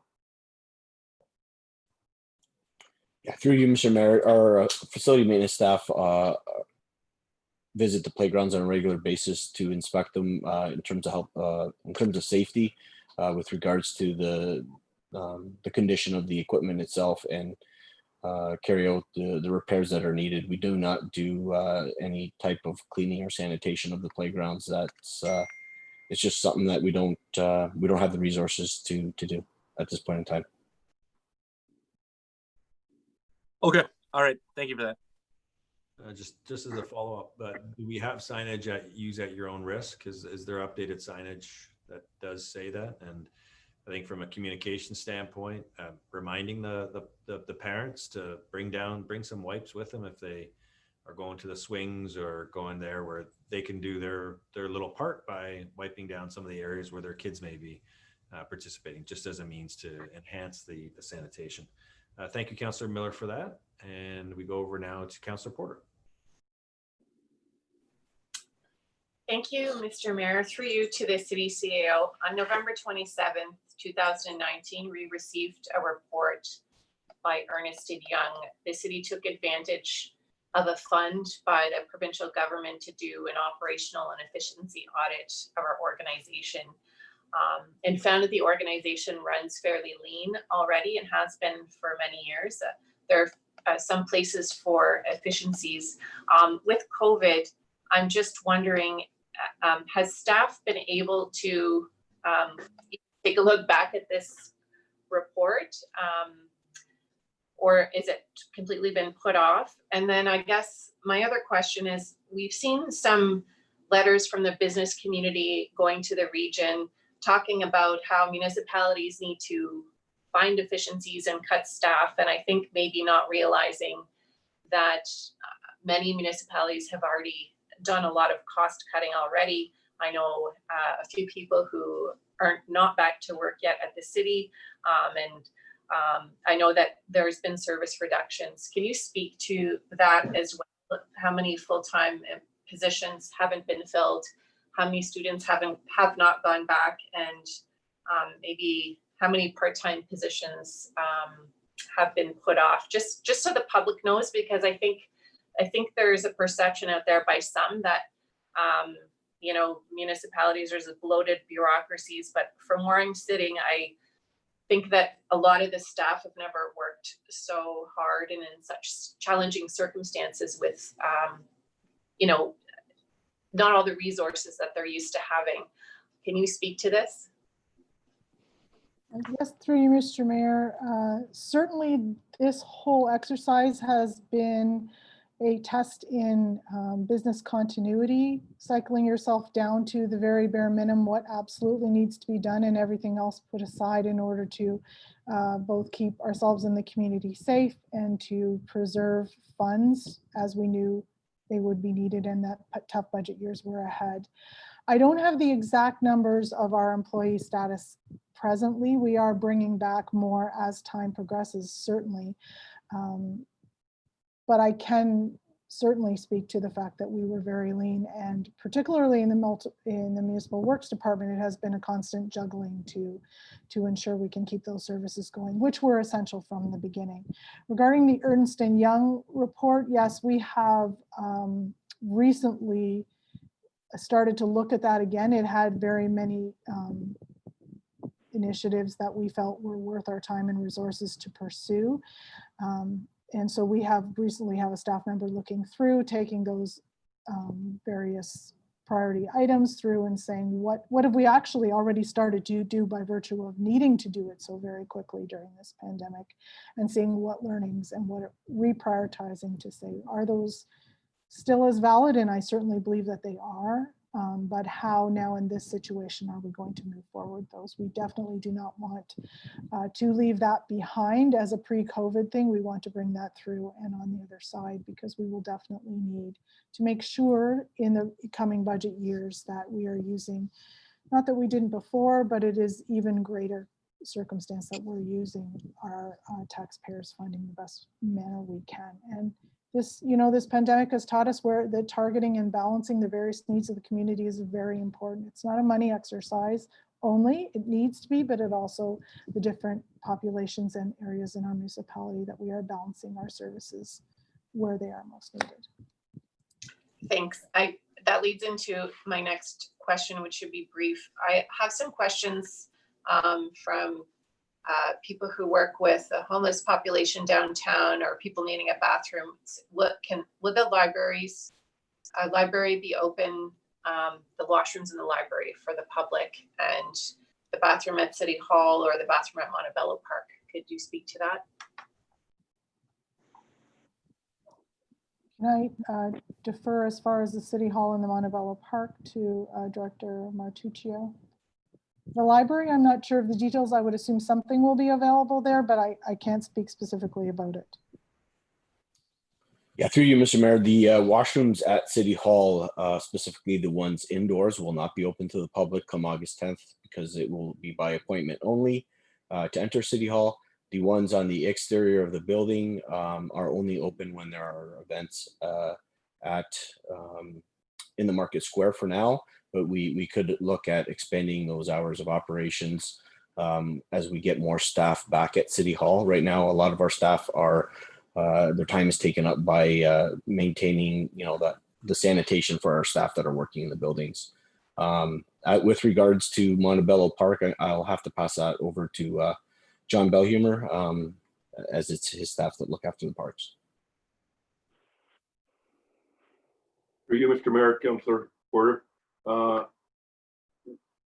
we've been directed to open them, I believe, July 31st. They will be open in a very limited capacity, only when staff are at the facility, and that will probably be Monday to Friday from 7:30 a.m. to 2:30 p.m. Hasn't been discussed at this point, but they will be open with limited capacity or usage times. Okay, thank you very much. No further questions. And I just want to say that I appreciate all of the work that staff's been doing. I know there have been higher than normal service calls and bylaw calls, and a lot of work right now, and we appreciate it. Thank you. Thank you, Councillor Porter. Councillor Phillips, you're up. Thank you, Mr. Mayor. I guess some good news. This morning, Councillor Dodge and I were invited to tour the new and improved Port Wella Community Center by Director Martuccio, Director Christie. Just as an update for council and the general public, it's open now. It's air conditioned, so it is a cooling center. As far as the gym is concerned, for the people that want to go and play pickleball, it's an open. Right now, you don't have to reserve a time. It's just an open time, or if somebody wants to play basketball, it's kind of a walk-in. We have staff there throughout the day to monitor the situation. Washrooms, the new washrooms, which are accessible, are open. The outside washroom, which is accessible and available to the splash pad, is also available. Staff have done an excellent job very impressed with the look of the new facility. As far as the beach is concerned, I think I'm pretty safe in saying that last weekend was probably the worst that we've had so far, regardless of the fact that staff have tried everything they can to, as far as parking is concerned and security is concerned. To me, it's almost to the point where we need to have an NRP officer down there during, say, from 11 o'clock until 3 o'clock or something like that, because we have people at this point now that are, if they can't get in, they're actually trespassing through people's backyards and going through a gate to get into the beach. Coolers and barbecues were being passed over the fence on the weekend, I was told. Security, they do as good a job as they can, but it's not the same as having a police officer there. So it's something I think we could consider. Our bylaw enforcement officers, I don't know if they're on the beach or not, but if they're not, they should be able to be available to issue fines for people who are violating our nuisance bylaw, which incorporates urinating in public, which has been a real problem down there, and other things that are involved in bylaw infractions. But we really need to get tough down there. I don't know if we've determined, I think we should determine Councillor, a number. We're going to be talking about it in a couple of. Yes. Yeah, sorry, but it has been a busy day. Let's put it that way. No, it's a great prelude into a future discussion. Looking at Councillor Garcia to wrap it up. Thank you, Mr. Mayor. Just a couple of questions on the report, but following up on what Councillor Phillips, since he brought up the beach situation. So, Councillor, let's keep the beach discussion for in a couple of. We got a couple of agenda items, and we'll get to that. So just focus in non-beach items. Okay, so my other two questions, I guess, are, I know in the CAO's report, it mentions that some staff will be working remotely until the end of the year. And I was just wondering if we know what staff and how is decided who will work remotely and who won't. Mr. Mayor, the decisions in regarding which staff are working remotely are within the individual departments, and they are not that, like, if a staff is working remotely, it's not that they're entirely remotely. Quite a few of our departments have been on a cycle already for the last month or so, where in their individual divisions, the staff are cycling in and out. Maybe some are working on Monday and a Wednesday and others on a Tuesday or Thursday. So we have staff regularly coming in and out of the building. We've just found that there are a number of reasons why staff are sometimes even more productive there. Some tasks that they're doing can't be done other than in City Hall. And so directors have been accommodating for that all the way along. There are physical distancing separations that still need to, and so certainly having staff working remotely helps us in the fact then that we need less of those mitigating strategies such as the plexiglass or barriers. So we have them, not always needing them when we have staff working remotely. It has been certainly a good learning experience for all of us in how different ways are to work, and less office spaces that we need and less of a footprint that we need. So we're finding that we would very much benefit from continuing this process going forward. And so we'll do that over the course of probably till the end of the year, if not further, to make sure that we have a good chance at working it through, and it helps all of all the other safety concerns that we have. Less in the building, less cleaning, less modifications required. So each director is working on that in their individual divisions and reporting up through the control group to ensure that we're applying those permissions and new ways of working consistently across the city. Thank you. And through you, Mr. Mayor, this question perhaps for our legal counsel, but for the benefit of the public, as you mentioned at the beginning in your report, the region has passed the mask bylaw. My understanding is that that bylaw is effective in all municipalities, and therefore I assume it supersedes our own bylaws. So My question is, are there any significant differences that the public needs to be aware of in terms of what the regional bylaw requires versus what our bylaw required? Okay, so I can go to Miss Lou and unmute. Through you, Mr. Mayor. In terms of differences between the regional mass bylaw and the city's mass bylaw, it's fairly consistent where ours, obviously the regional mass bylaw, excuse me, also place an obligation on the individuals to have face covering in indoor public spaces. But beyond that, it's fairly consistent with ours. One of the kind of most significant exemption is that under our bylaw, children under years of 10 are exempt from having masks, but under the regional bylaw, it's 5 years or younger. So those are the major kind of differences. But certainly in terms of complying with both bylaws, in our legal review, there's nothing in there that, that prevents a person from St. Catharines from complying with both bylaws. So it doesn't supersede nor does it negate ours, Councillor Garcia. Okay. Thank you. One last point. I wanted to thank staff again for all their work on with the coping with the pandemic. And I wanted to make the point, I think, particularly to Director York, to thank him. We went down to one of the patios on Friday night on St. Paul, and the weather was perfect, of course, but it was so nice to see how well the closing of the street is working. It was like seeing a pedestrian mall with all the patios full and then people walking down the street and chatting, and it was a pleasure to see. So thank you very much for that. Well, through you, Mr. Mayor, the thanks goes to Daryl's team over at Municipal Works. They're erecting that and taking it down weekly. And I would be remiss if I didn't include Anthony's team in the Transportation Division. So thank you to them.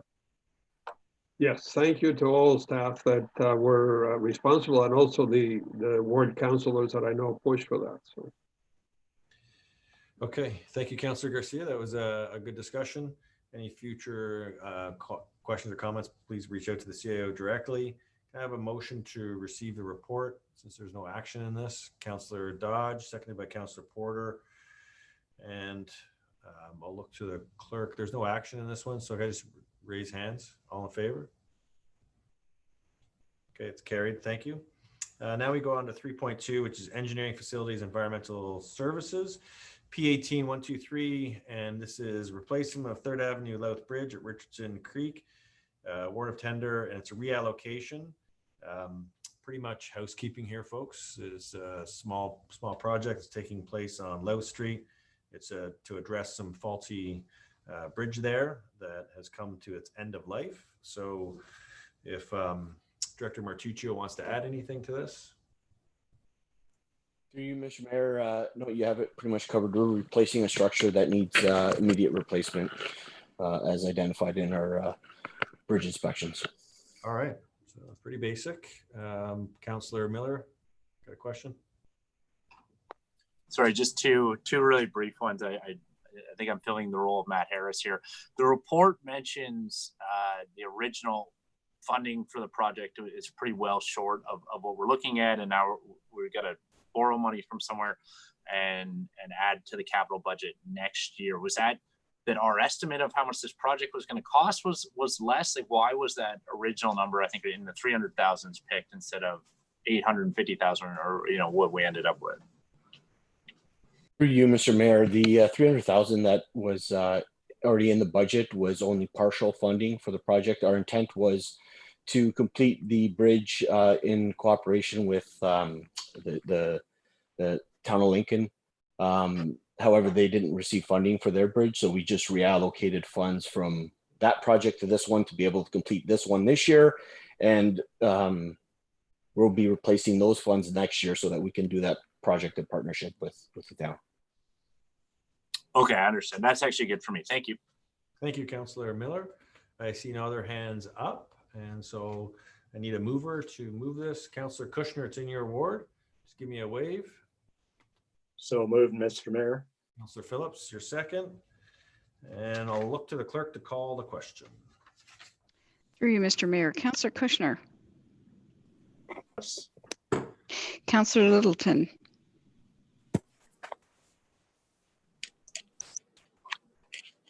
Councillor Littleton. Yes. Councillor Miller. Yes. Councillor Garcia. Yes. Councillor Dodge. Yes. Councillor Phillips. Yes. Councillor Porter. Yes, it's in my ward. Councillor Sorrento. Yes. Councillor Townsend. Yes. Councillor Williamson. Yes, it's not in my word. And Mayor Senzik. Yes. And that's carried. Really, I don't know my ward lines very well. Geez, sorry about that, Councillor Porter. Now, motion to ratify forthwith recommendations that council adopt these items approved forthwith by general committee on Monday, July 27th, 2020. Councillor Sorrento, you're moving this. So moved, Mr. Mayor. And seconded by Councillor Dodge. Yes, Mr. Mayor. Show of hands, all in favor. None opposed. Thank you very much. Okay, now we're heading into motions.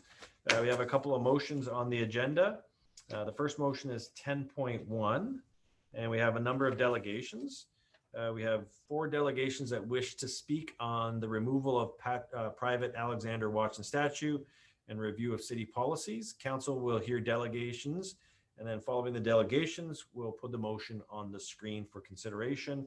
So the first one to speak is Mr. Gavin Fearon, and the clerk will bring Gavin into the discussion point. And Gavin, the floor is all yours. Mr. Fearon, the floor is all yours. Thank you for hearing from me tonight. I trust my mic is working just fine. I will start by acknowledging that city staff have advised me that the online petition, which I opened on June 17th at avaz.org, does not meet the requirements of a legal petition of a city council.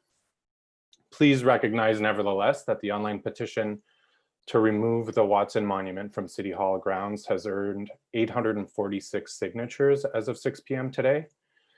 Many of these are from your constituents, but there's also support from across Canada, as well as the US, the UK, and even one signatory from Qatar. If nothing else, this demonstrates a broad awareness of the issues raised in the petition statement.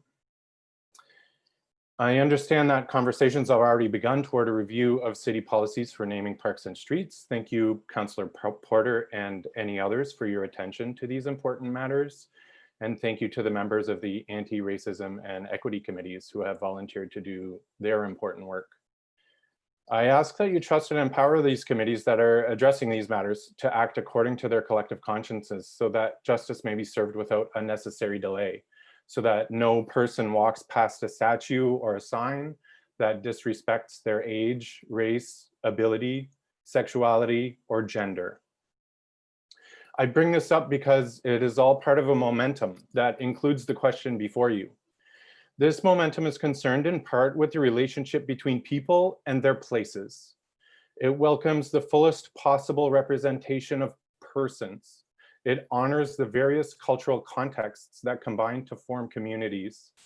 And it grows from a need to harbor safe spaces where every person has an unencumbered freedom to bring their voice and their body to public spaces, so that they may in turn shape a stronger community. I've had some feedback suggesting that the Watson Monument has educational value. Then I think it belongs in a museum which is equipped to actively support delivery of that learning. And I've heard from people that this statue should remain in place because it honors a certain history, but that same history desecrates the memories of a much greater number of people. If you feel more concern over the removal of this statue than you have respect for the persons that live here now, then you are on the wrong side of this moment. In June, the Merriam-Webster Dictionary announced that it will expand its definition of racism to include systemic racism. And let's be clear that city councils are part of the systems referred to here, and that if Given current events, you're not already contributing real and meaningful action to dismantle racism, then you are absolutely part of systemic oppression. You are contributing to racism. Working toward the online petition to remove the Watson Monument, I benefited in my research from a 2007 paper by Russell Johnston and Michael Rittmeister entitled "A Monument's Work is Never Done: The Watson Monument, Memory, and Forgetting in a Small Canadian City." If I could read a short passage. Part of the power of these monuments is that they represent ideology, quite literally set in stone, cast in bronze, or in some other time-defeating medium. And here they quote James E. Young, who writes, "Monuments tend to naturalize the values, ideals, and laws of the land itself." End quote. So we might recognize two things at stake. First, that a decision tonight to keep the Watson Monument is a renewal of a decidedly racist set of values, ideals, and laws, which we call white supremacy and which is well documented as a fact. Second, a decision subsequent to removing Watson to replace it with any other monument is a commitment to the ideology of the present. And I think we might all be able to agree that the present is doing a lot. So I encourage you to reimagine the corner of the City Hall green with the installation of public art on a large scale. People walk and drive past the Watson Monument with no awareness it's there or why. It is landscape. We have an opportunity before us to make people aware of and even care about a thing of beauty at City Hall. That said, I don't think it's necessary to install anything in the monument's place, but the Watson Monument needs to go. Thank you all for your time. Thank you very much, Mr. Fearon. Thank you for your presentation. And any questions of council tonight? Thank you for taking an interest in this topic. And I will now call on Mr. Russell Johnston, and Evan will bring him on. And the speakers, if they can stay on, if there's a question that does come up, the speakers can answer. I'm going to go over now to Mr. Russell Johnston. Mr. Mayor, councilors, and Councillor Porter, thank you for the invitation to speak today.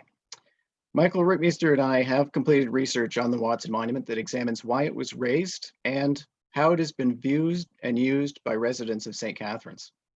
I'm basically want to share our research, certainly on the creation and early use of it, just to put the monument in context. Michael will describe more recent attitudes. He's going to follow me. So first, to repeat what Mr. Fearon just said, let's acknowledge one thing. The reason we're discussing this monument today is the Northwest Resistance of 1885. What was that? Well, the prairies are the ancestral lands of several First Nations and the Métis. After Confederation in 1867, these groups struggled to protect their communities as the federal government expanded its jurisdiction west towards the Pacific Ocean. The key economic driver at that time was the Canadian Pacific Railway. Prime Minister Sir John A. Macdonald wanted the railway built as quickly as possible to boost investment in the national economy, and not incidentally to encourage white settlement on the prairies.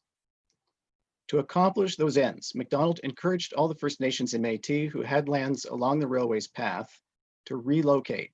And to do that, he used treaties and promises of aid. His promises were quickly broken. Aid was insufficient or simply not provided. When Métis and First Nations leaders complained locally, they were ignored. When reports reached Ottawa, they were shelved. And when desperate members of these communities sought help for their families, violence ensued. They were quickly labeled traitors, and Macdonald sent in militia units from the Maritimes, Quebec, Ontario, and Manitoba. The Métis resistance under Louis Riel was centered in the town of Batoche in present-day Saskatchewan.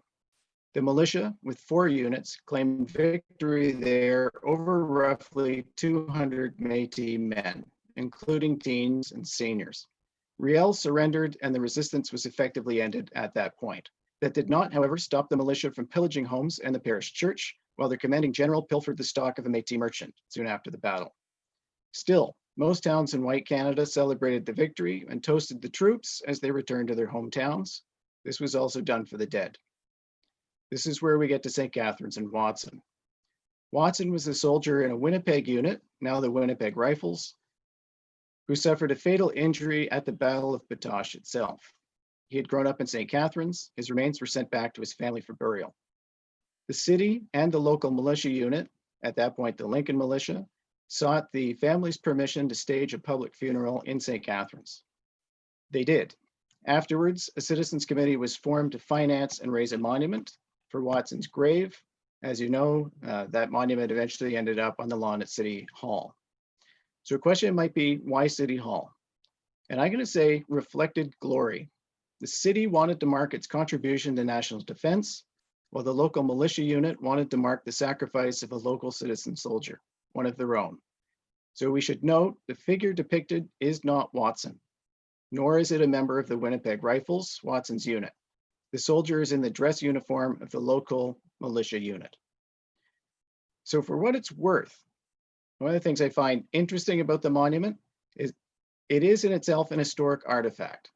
It doesn't honor a monarch like Victoria or a commander like Brock. It honors a commoner, a rank and file citizen soldier. There's two monuments that are older in Canada that are similar. One is the Welsford Parker Monument in Halifax. It was raised in 1860. It honors two Nova Scotian officers who died in Crimea, serving the British Army. The Ridgeway Monument in Toronto, which is at Queen's Park, was raised in 1870, and it honors militia volunteers who died facing the Fenians in 1866 at the Battle of Ridgeway here in Niagara. The Watson Monument, to the best of our knowledge, is the first erected to an individual soldier serving in the Canadian military. At least 5 others were eventually unveiled for service in the Northwest, and those other monuments that would have been unveiled soon after the Watson Monument are in Manitoba, Ontario, and Quebec. So what happened after the Watson Monument was unveiled? Essentially in St. Catharines, it became a monument to Canadian military service in general, either as a reunion site for veterans or as a commemorative site for the dead. So veterans of Ridgeway, who are still in the Niagara region, the Crimea, the Northwest, and South Africa used it in those ways for roughly 40 years after it was unveiled. The names of local soldiers who died in the Second Boer War were also inscribed on its base, and that was around 1901. So the monument was used in these ways, as I said, for roughly 40 years. However, it seems that Watson's individual story was largely forgotten by about 1920. And by that point, his own family members, his generation had passed away. Many First World War veterans thought that the monument honored Ridgeway rather than the Northwest because the Ridgeway veterans used it so much. So after the First World War, there are too many casualties for the local area to add their names to the base, as they had done with the Boer dead. So instead, residents demanded that a new monument be raised that would embody the gravity of the European conflict, the First World War, and its death toll. Their demands were met when the cenotaph was unveiled in 1928. After that, the Watson Monument was no longer the focus for local military commemorations. I'll leave it at that. So what's the story tell us? What insight might we draw? I might suggest the Watson Monument was used by St. Catharines residents to honor citizen soldiers in the service of Canada. Unfortunately, the military campaign that initially inspired that monument supported a racist political program. Mr. Fearon is dead on that. Designed only to oppress, if not eradicate, the First Nations and Métis communities on the prairies for the benefit of white settlers and the expansion of the Canadian Pacific Railway. I'll stop there. I'm happy to take questions. I'll leave it to council, though. You may wish to ask questions of myself or Michael after Michael's done speaking. Yes, let's do that. Let's bring Michael on, and then we'll have both those, and then we can have questions. Hi there. Mr. Mayor, esteemed councillors, members of the community, thank you for this opportunity to address City Council on the matter of Alexander Watson. My comments follow closely from my friend and colleague, Dr. Russell Johnson. Our research sought to explore how current residents of St. Catharines engage the Watson Monument. Over the course of several weeks, we surveyed residents in downtown and in Lakeside Park. We found that very few of our participants knew the details concerning Alexander Watson or the Northwest Resistance. However, we also found that 67% of our participants thought the monument was significant for St. Catharines. As we surveyed our participants, we discovered that they understood the monument, but not in terms of its details. Instead, they saw it as a military monument, a monument for local soldiers. Nor did they pay much attention to it. Did they stop and look at it? Often the answer was no. But they didn't need to. The nature of this kind of monument allows a single glance to reinforce things people already know, kind of like when we look at a poppy. We know what that means. So when we asked them about why they believed it was significant for the city, despite the fact that they didn't look at it or know its details, people talked about citizenship, they talked about military sacrifice, they talked about bravery and honor. This is not at all surprising, and there are lots of similar examples of this that we do every day. We do not salute every flag that we see, nor do we feel patriotic stirrings when we dig around in our pockets for the change that bears national symbols. We don't need to. We understand them and we know them. A glance is enough. After we told people about Watson and the Northwest Resistance, we found that there were two broad sets of responses. Some participants didn't care. The Northwest Resistance and Watson's part in it were too distant in time and space to matter to contemporary St. Catharines. However, there was an equal number who felt ashamed that they didn't know Watson's story or why he was commemorated. Finally, we understand that removing a monument is a global trend, and we understand why some people might want the Watson movement removed or destroyed. However, international scholarship would say that removing a monument does very little to actually stop ongoing racism. Once a monument is gone, it's forgotten, and things quickly return to status quo. This problem has been reiterated often by scholars of monuments, but also those who study identity and race. Removing monuments is an exercise in power. In fact, it's exactly the same kind of power as putting one up in the first place. It's about privileging one's own message and removing everything that contradicts it. By removing a monument, an opportunity for revisioning or recontextualizing difficult history is lost. In fact, research suggests that removing monuments without context can be divisive rather than healing. Ideally, we might see various stakeholders sit down to discuss this civilly. The same kind of literature contends that recontextualizing monuments in a recontextualizing monuments, is a positive way forward, even and especially if it makes us uncomfortable or ashamed. Indeed, the scholarly literature on this refers to this as witnessing, to acknowledge the pain and trauma that is part of our past. There are good examples of this around the world. Locally, we've seen the erection of the monument to fallen laborers on the Welland Canal. It's a good way to acknowledge that difficult past. Vancouver has erected a monument to over 300 South Asian passengers of a ship who were refused entry in Canada in 1914 because of overtly racist federal policy. Duluth, Minnesota put up a monument to the victims of a lynching that occurred in 1920. The point is that we need to remember and confront these tragedies publicly in order to properly deal with them. And this brings up a point about public space, spaces like that in front of City Hall. Public space does not have to represent public harmony. Public spaces are supposed to be about discussion and debate. In fact, one of my former students did a fantastic MA thesis on how the people of Buenos Aires use public spaces in an effort not to allow their government to forget its horrific past.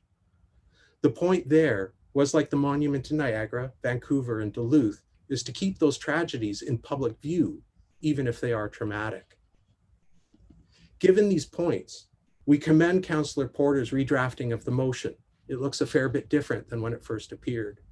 We support any decision regarding the monument that allows it a role in ongoing truth and reconciliation processes. We would support anything that keeps its complicated history in public view and that allows it to be part of public discussion and education. Finally, we might humbly request that Council also consider including the Haudenosaunee and Anishinaabe, the original proprietors of this land, and the local military and veterans associations who have such an enormous stake in the memory of citizen soldiers in this discussion. And finally, Dr. Johnson and I are happy to offer any assistance that any committee may deem useful. Thank you for your time and attention. Russell and I would be happy to answer any questions. All right, thank you very much for that very thorough examination of the statute that I think a lot of people in our community wouldn't really have a background in. I got a couple counselors who are asking questions. Councillor Williamson, you're up first. Thank you, Mr. Mayor, through you to Dr. Johnson, Dr. Rietmeister. Having read what you've written that's been published in the paper and your information to us, you are in favor of relocation. And just to give you some context, and I'm sure you know this already, but back in 2009, a council I was on, there's some members of this council that were also still on it. We had some tough financial decisions to make. We put money into repairing the downtown, our main cenotaph, the Port Dalhousie Memorial, and the Meriton Memorial. And because the report on the condition of this was such that it was in very poor shape, that council kind of followed the staff recommendation, which was just to kind of let nature take its course and for it to erode and fall apart in situ. If it's possible to move it, and this is not strictly an academic question, but it's one of public dollars as well, would you be, so just to be clear on what you're recommending, is to move it, then what happens if there is significant public dollars that need to be spent, or do you think that there's organizations who might be interested in helping us out with relocating this? Mike?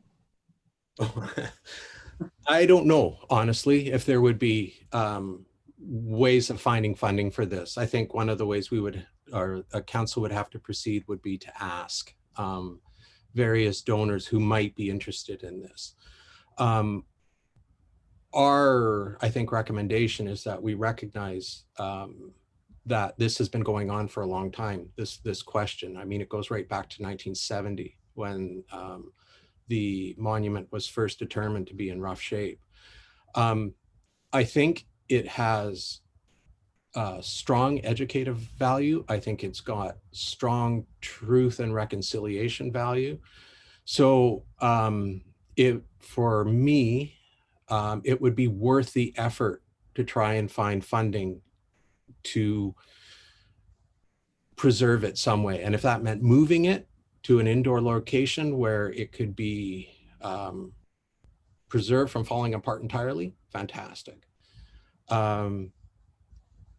But we understand that despite whatever we recommend, there is going to be a fair hit to a budget to remove it or repair it. Right, and just to clarify some other research you did the survey, and it suggested that I think only 6% of the people knew anything about the monument or about the Northwest Rebellion. I just wonder if you could elaborate a little bit on that. Through you, Mr. Mayor. Of course. So when we did ask people, we stopped them on the street, we asked people right in front of it, what is this? Who is it for? And like you say, very few people knew who Private Watson was or what on earth the Northwest Resistance might have been. Not on the radar.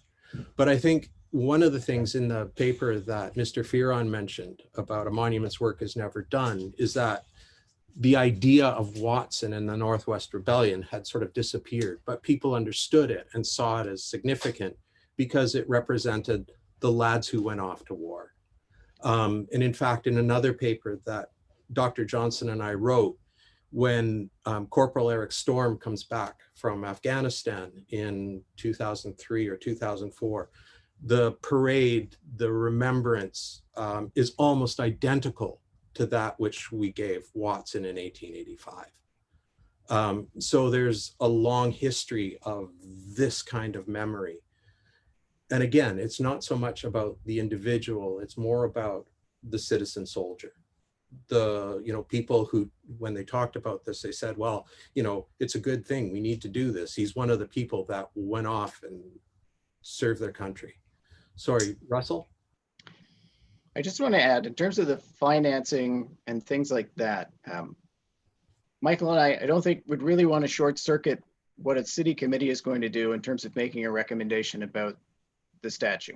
And if this committee actually had the full integration of groups that we think should be on it and have their say and come to some sort of agreement about what should be done with the statute, I think that would be the best thing to happen, regardless of what Michael and I might think about the statute. That said, in terms of financing, originally the statue was financed by the people of St. Catharines. The city put in $50, and the rest of the money was donated by citizens and local businesses and things of that nature. If a committee came up with a plan that everyone was agreed to, was in the spirit of truth and reconciliation, I suspect that plan, I'd be willing to donate to it. Let me just put it that way. I suspect there'd be like-minded people who'd be willing to support something like that. And again, I think it is a historically significant statue in and of itself, although the context for it is unfortunate. If this is possible to recreate this in a way that's recontextualized, that includes the backstory and doesn't make the Northwest Resistance invisible and educates people on that particular situation, even if if it's in the museum, that's terrific, because I think the statue will fall apart if it's not put inside. Then I think that's valuable. I think that also gets it out of City Hall, which is what Mr. Fearon would like to see. I'll stop. Okay, Thank you very much, Mr. Mayor. Thank you, Councillor Williamson. Councillor Miller, you're up. Thank you. Thanks for the presentation, and I found the sort of the report and the insight fascinating. I guess the thing I'm struggling a little bit with is I guess the necessity of not just this statue but all statues, because there seems to be a bit of a disconnect in your research that suggests statues have a value and have an educational value, and then the actual impact is that most residents not only didn't know what the statue was, they were actually incorrect about what the statue was. So it actually sort of has a negative almost impact on people's understanding of history. So how do you, I guess, reconcile those two things? The idea that it's valuable and necessary maybe, but its actual impact maybe isn't serving that. All right, who wants to take, is that a Mr. Ripmeister or is that a Mr. Johnson? You want to take that, Mike? Sure. Thank you for the question. It's a good one. It's a good one. What we would suggest, given this kind of question, is what was the intent of the original monument? Like we heard in the report, it's not Watson. It's not his uniform. It has his name on it, but that's about it. So what was it really representing? The people who set it up said, we are going to put Watson's name on it, but we don't really want it to be Watson. We want it to represent more generally the people who go off to war and fight for Canadian causes. So, and that's the argument we made in the paper that Mr. Fearon brought up, is that the monument stopped working in the sense that people forgot about Watson, but they didn't forget the overall symbolic importance of the monument. What we would suggest, and again, we don't want to sort of step on any toes here, but what we might consider is that the Watson Monument tells a story. It tells two stories. One of them is tragic. And if no matter what happens to that monument, wherever it ends up, there's got to be some kind of recontextualization of it so that people understand what it was supposed to do, but also the backstory of a tragic moment in Canadian history, which is only one of tragic moments, right? Like there's so many of these stories that talk of Canadian oppression of First Nations, Métis, and Inuit people, right? So that's why we think a recontextualized monument can do more than just removing it. Remove it, it's gone, we forget about it. Recontextualizing it allows it to be a way of people coming to greater understanding of a difficult and traumatic past. So I'm not sure if that answers your question. And I think it does. This statue is so remarkable for its rarity in the city. We don't have many statues, certainly not of individuals, meaningful, and not just that, but for its placement. I mean, it's literally at the center of the city, in front of City Hall in public space. So it says so much about us, what we're choosing to venerate and how we're choosing to venerate it. And this is the thing that we're picking. I think that's the way it looks. And I guess I struggle to see recontextualizing it. How does that really, that doesn't take away from its significance. If anything, it adds to the significance. As we've had the conversation, we've said the Northwest Rebellion is so important, and Métis, the colonization of Indigenous people is so important to the city of St. Catharines that one of our only statues and one of our only sort of elements of passive history that we have is this statue. I guess I struggle with it because it doesn't seem necessary. It doesn't seem necessary, but it's so important in the way we placed it. I mean, I guess I feel like these statues, and maybe you can correct me on this, I'm certainly not an expert in statues, they say a lot more about us and the community that them up and erects them and maintains them than they do about the person or the Northwest Rebellion. I mean, is that fair to say, or? Absolutely. Absolutely fair and absolutely correct. One of the things that we say about monuments or historic sites or museums or any of these things is that they always say way more about us than they do about the things themselves, right? Because we choose to keep them, we choose not to keep them. We choose to have displays, we choose not to have displays. But one of the things that people talk about is that public spaces, say, for example, we've got Watson there, which is a monument, which is right in front of City Hall, and it does tell an important story. But what would it look like if, for example, and this is, I'm not an artist by any stretch of the imagination, but what would it look like if we had a Métis artist create a counterpoint to the monument, which would allow the monument to stand for the citizen soldier, but in the context of a tragic story in Canadian history, right? So that we don't lose the opportunity to demonstrate to people that we understand this, right? And it's not just a question of erasing it, making it go away.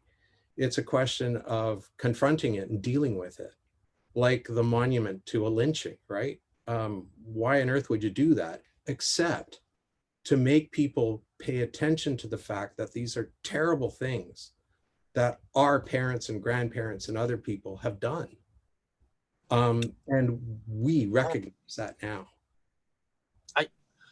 I guess it's hard because it seems like we would be doing this performative thing of educating people about the Northwest Rebellion and colonization and things like that. But are we really taking the steps of truth and reconciliation that we need to take? Or are we just saying, well, we have this educational piece now? And I have to weigh that against the value of a Métis or an Indigenous or someone from Africa because of the Boer War aspects of it, walking by that statue and thinking, the city that I live in, the community I'm in is venerating these fairly horrific and shameful parts of our history. And I guess it's hard to find that balance while still maintaining the statue, in my opinion, I think. And maybe you have comments about that, but that's it for me.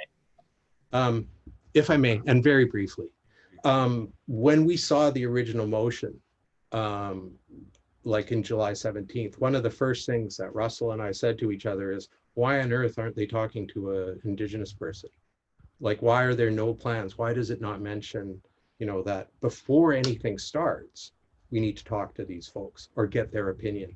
And I think that's one of the things, like what Dr. Johnson and I made clear at the end of our presentation, is that it's gotta start there.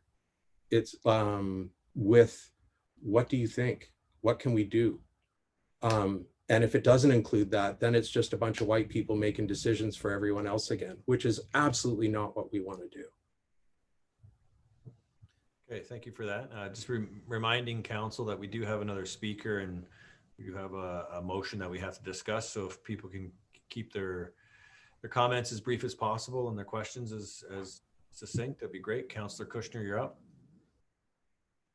Thank you, Mr. Mayor, and thank you to the speakers for very educational and informative presentations.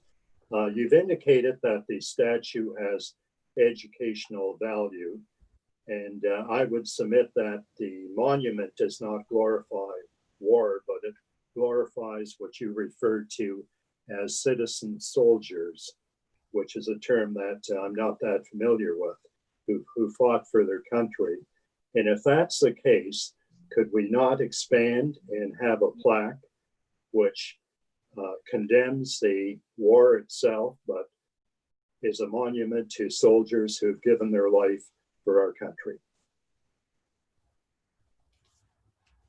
Russell? It would be hard to ignore the fact that the original statue, the original intention was the Northwest Resistance. That's out of the bottle. Like, I don't think you can cap that again and hide that fact. I think a bigger issue for me personally, I'm not telling the city what to think, but for me personally, I think a bigger issue is that maybe in Ontario, not just St. Catharines, maybe across Canada, there is insufficient knowledge about the Northwest Resistance and what it means to Canada. It's not just an issue in terms of Indigenous relations, it's also a starting point for some of the problems between what the Quebecois see as an issue in terms of their place within Confederation and the growth of Catholic schools and French schools on the prairies that they feel prevented them from also populating the West. There's the whole bundle of things that emerge out of the Northwest Resistance. It is basically in terms of historical significance, Canadians should be looking at it in the same way that Americans look at the Civil War. And so it's not surprising that people at this point in time, following Black Lives Matter, would be looking at Northwest Resistance statues in the same light that they're looking at Civil War statues in the United States. Okay, but in this case, you're suggesting that a more appropriate location might be a museum. But if it's in the museum, do you not face the same problem that you referred to? Straight out, if it was put in context, if there's more explanatory material, material that is around the statue, then it will have what? That will be where the educational value comes from. In a sense, the statue at this point in time could be seen as a work of art that prompts a conversation about the conflict, and not just seen as a way to memorialize those who operated as part of an oppression of Native and Métis people at that point in time. Well, I would have thought the educational value could have been conveyed through a plaque as it would be in a museum. Okay, so we're not going to, I don't think we're going to debate. Right. Thank you, Mayor. Councillor Kushner. Councillor Porter, you're up next. Thank you, Mr. Mayor. Through you, I guess, to the professors or perhaps Professor Johnston.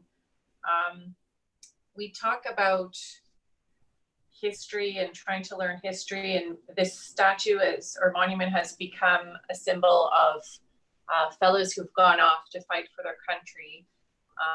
And I think that sometimes we don't think about what that means or what happened in those conflicts or who the victors were and who weren't the victors. And I'm not sure if we spoke enough about what happened to the Métis and Cree people after 1885. I'm not sure if this is your area of study, but I'm wondering if you can expand upon what happened to the Métis people. I did receive emails, and some people think that the Métis people got all this land in Manitoba. I'm wondering if you could comment on that, because that certainly wasn't the case. And then the Cree people got involved in fighting the same fight alongside the Métis, because they're basically starving to death, and their bison population was being hunted because of colonialism, and they were basically starved into signing treaties. Can you talk a little further about what happened, the impact of the Battle of Batoche and this loss had on the Métis people a little further? I think we need to address that.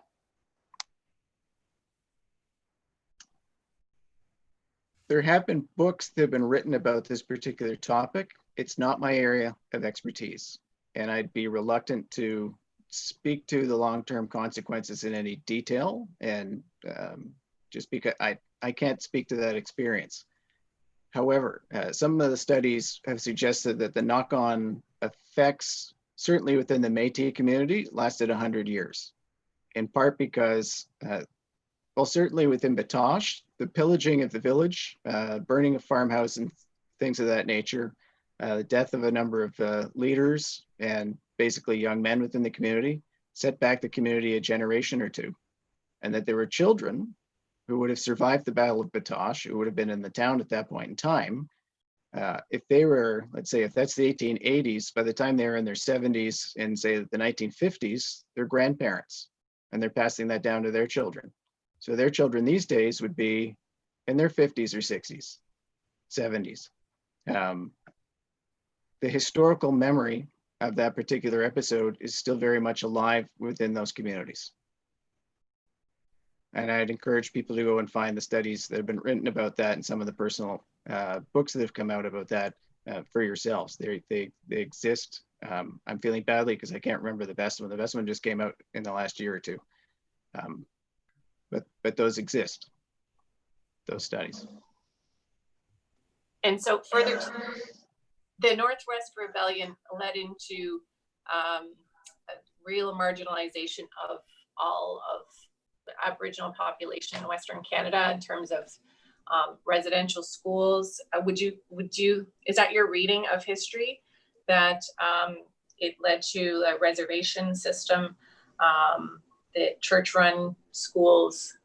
Is there, in your mind, is there a connection there? When you did your research with the people of St. Catharines, did any one person understand the significance of this battle?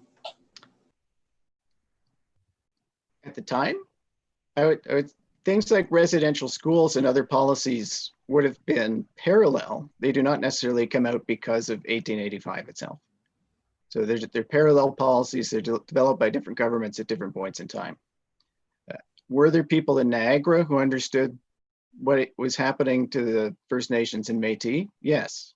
And certainly the Welland Tribune was one paper that pointed out that MacDonald basically was responsible for the outbreak of violence in the first place because he was knowingly withholding aid and was not truly facilitating the finalization of some of the treaties that would have guaranteed First Nations their lands. But when you were doing your research on the monument, did any one person at the time, I think it was back in 2007, I see. Understand the impact of the Northwest battle? Mike? Yeah, there was one. We had, actually it's a curious thing, but when we did the demographic analysis of the participants that we talked to, we had 3 Métis people and none of them mentioned it. The one who mentioned it was a lawyer who said this is like the whole thing is ridiculous. But just to go back to your earlier point, residential schools and reserves and all those other kinds of things, they far predate what happens on the prairies. They're in place in the 1830s, where the government is trying to figure out what to do with these folks who they don't know what to do with. So you get these kinds of policies emerging first in 1828 and sort of set into something much more permanent in the 1830s and 1840s. And it all comes together in the Indian Act of 1876. And that drives westward expansion. And to your earlier point about what happens, it's terrible. It's terrible. There was a book written by a guy named Tom Berger just called A Long and Terrible Shadow. And that's what this is about. It's about colonialism.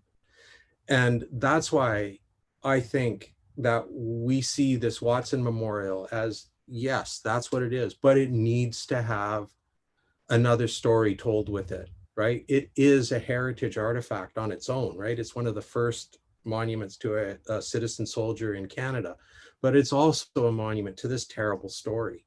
So it needs, one, the input of First Nation and Métis people here and maybe from the prairies, I don't know. But also it needs to tell the residents of St. Catharines that we were involved in this terrible thing and we need to face it. And we can't face it if we hide it. So, and it's also an important thing that I think, you know, this has to come out in schools. It has to be part of curriculum. It has to be part of, you know, sort of our recognition of our big days and, you know, holidays and other things, right? That we here in St. Catharines in Southern Ontario were part of this bigger thing that was really, really, really terrible. Thank you. You're welcome. Thank you very much for that. Councillor Townsend, your last speaker for these speakers, and then we still have one more speaker to speak. All right, thank you, Mr. Mayor. I'll try to keep it brief. I wasn't alive in 1885, but I did do some, you know, I reached out to some veterans and just to kind of hear what the public had to say about this.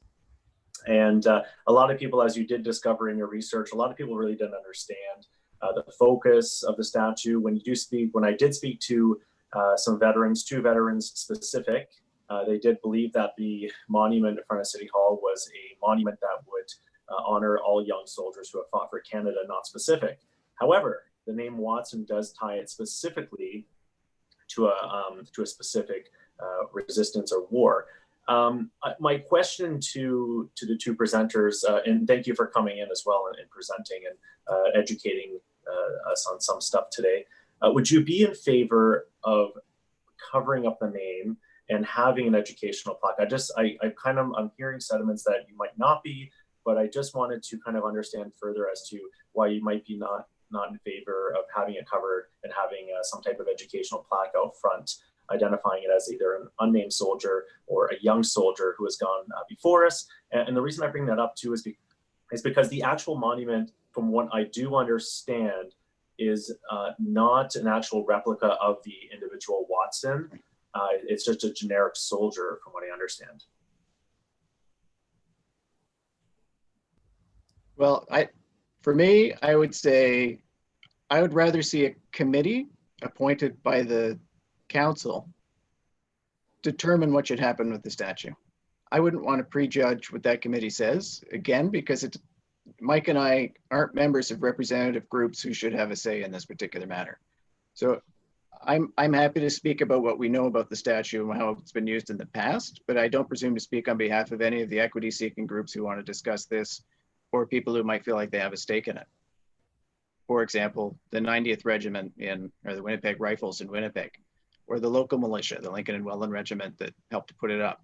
So the statue in and of itself, I believe, is the dress uniform of the Lincoln Regiment with the white pith helmets and the red jackets. Watson's regiment wore dark green from head to toe.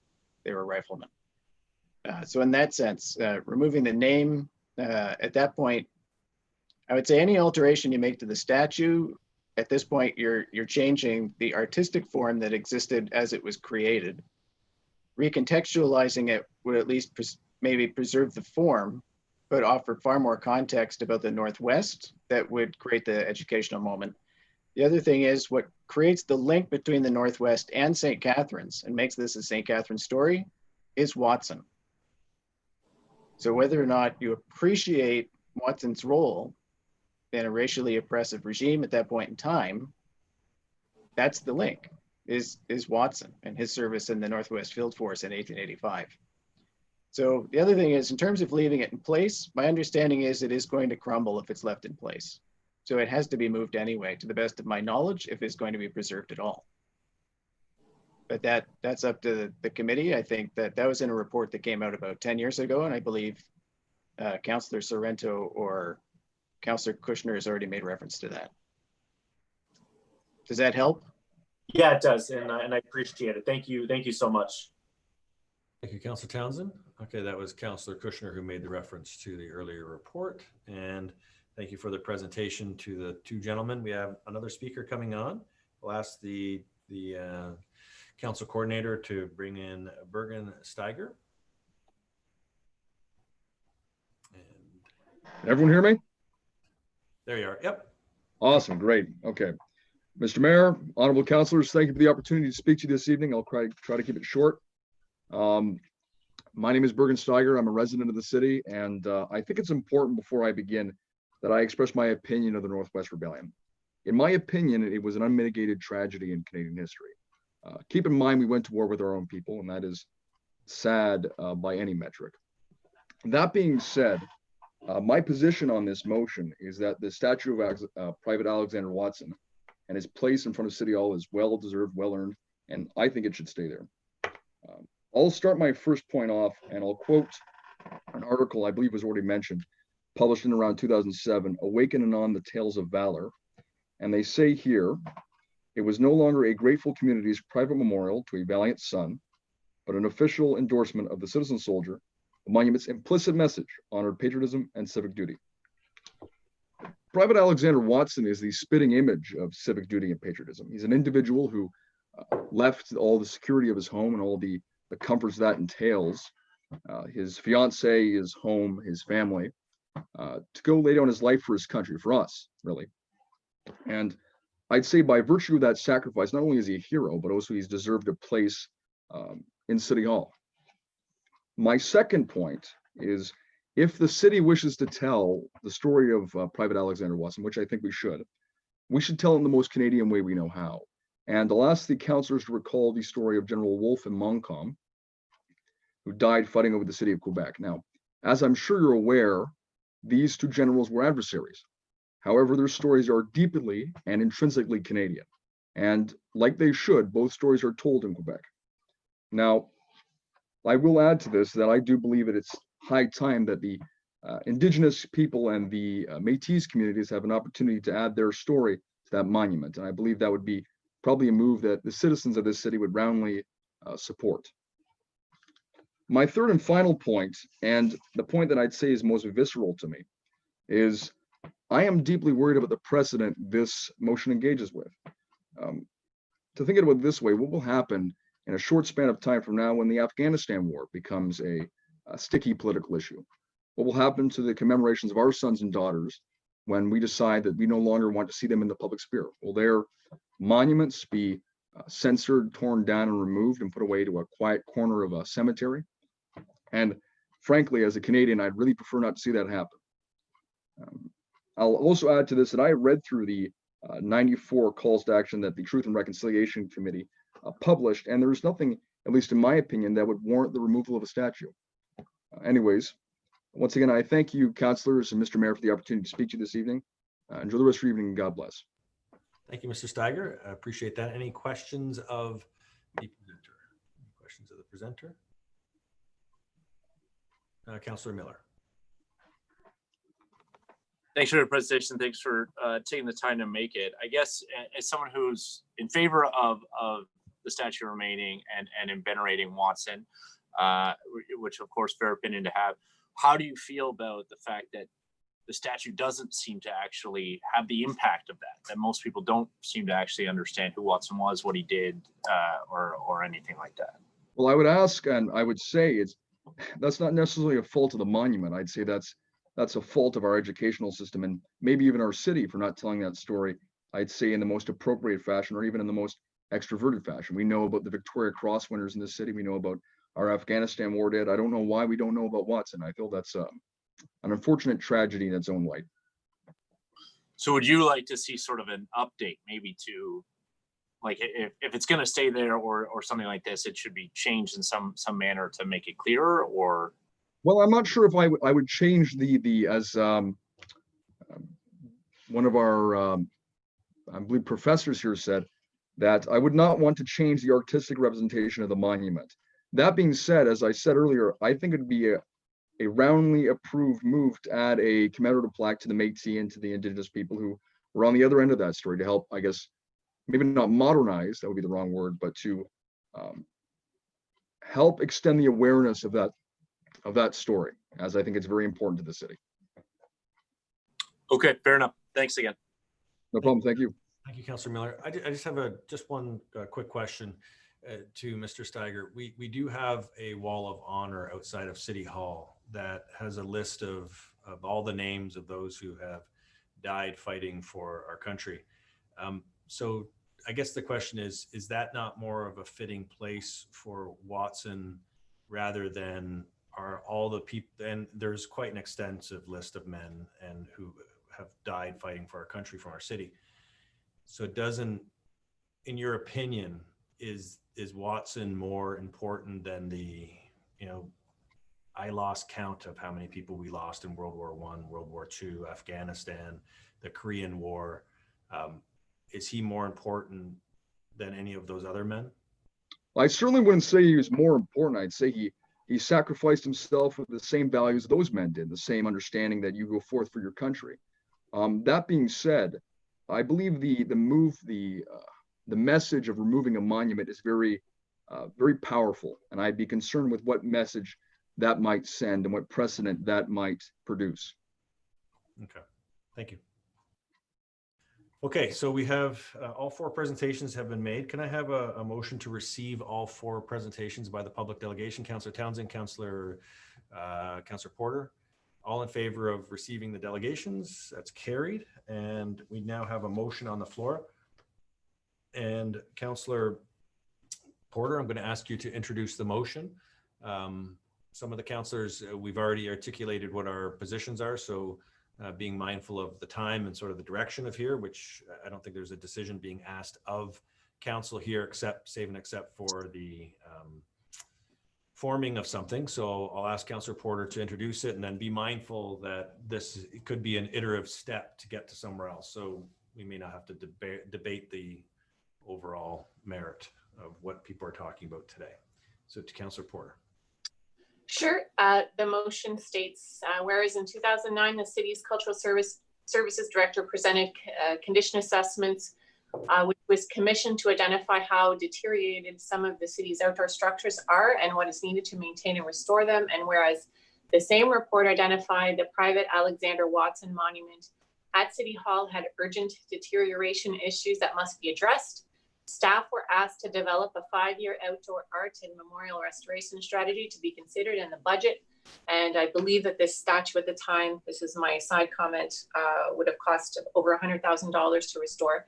Whereas since that time, the City of St. Catharines on June 25th, 2018, signed the Memorandum of Understanding with an Ag Regional Native Center. And whereas a report back in 2018 noted the city's particular responsibilities to implement the calls to action outlined in the Truth and Reconciliation Commission's report. Therefore, be it resolved that staff be directed to consult with the following groups on the relocation of the statue of Private Alexander Watson from the front lawn of City Hall.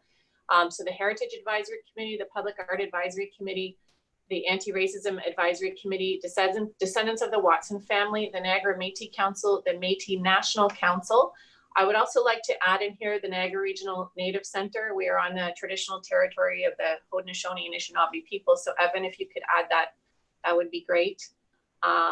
And be it further resolved that the staff be directed to report back on this consultation. With the relocation strategy, it include options and costs for possible relocation of the statue that includes contextualization of its history and how this is an opportunity to the education of future generations and why the city did this and the importance to commitment to truth and reconciliation. I'm going to reserve some comments to the end, but what I want to say is I consulted some people on this as well. I consulted some Indigenous folks today, and I just want to start off by saying truth and reconciliation, it shouldn't be easy. The motion that we passed, I wasn't on council, but the motion that the 2018 council passed was excellent. And I'm happy that that did pass, but it was an easy motion to pass. It was a memorandum of understanding, and it was a feel-good motion. And it, we stated a commitment, but truth and reconciliation is not easy. And if it feels easy and we're not having difficult conversations, then I don't think that we're doing it correctly. So thank you to this council for having this difficult conversation and getting a lot of emails from the community. I'm glad we deferred this and gave time and space for the community to sit with this and do some research and to think and to talk to each other. To me, that's incredibly important while we're having this conversation. It's an opportunity to learn. So I'm going to leave it at that for now. Thank you. All right, thank you, Councillor Porter. So we got a list of speakers. Councillor Sorrento. Thank you, Mr. Mayor. My question is to Councillor Porter. Councillor, would you consider two amendments? I believe one is friendly, to refer to two additional groups. The first group, Councillor, being the Historical Society of St. Catharines, and the second group, and they're up there, Mr. Mayor, the National Inventory of Canadian Military Monuments and Veterans Affairs Canada. Councillor Porter. The Historical Society of St. Catharines is friendly. The National Inventory of Canadian Military Monuments and Veterans Affairs, that's not friendly. My reason for that is that it's an inventory. I don't know why they would feel the need to comment. I also believe the statute is not under the purview of the federal government. My grandfather used to work for Veterans Affairs for years, and he was a World War II veteran. And I mean, Veterans Affairs was founded in 1944, and this battle happened well before that. I just don't think it's the right place to go. I think for comment, if this was supposed to, if people want comment from a military side, I would rather it go to the Lincoln County Regiment. That would be more friendly to me than that, Councillor. Councillor Sorrento, do you want to go with the Lincoln and Welland Regiment? I'm asking on behalf of a resident, Mr. Mayor. I would like to go with, to answer your question, yes, but I'd also like to go with the unfriendly one as well, if that's acceptable. Okay, so what we'll do, it's unfriendly, so we'll have to vote on that one separately. And Mr. Mayor, yes, I would like to have a referral to the Lincoln and Welland Regiment as well, please and thank you. Okay. So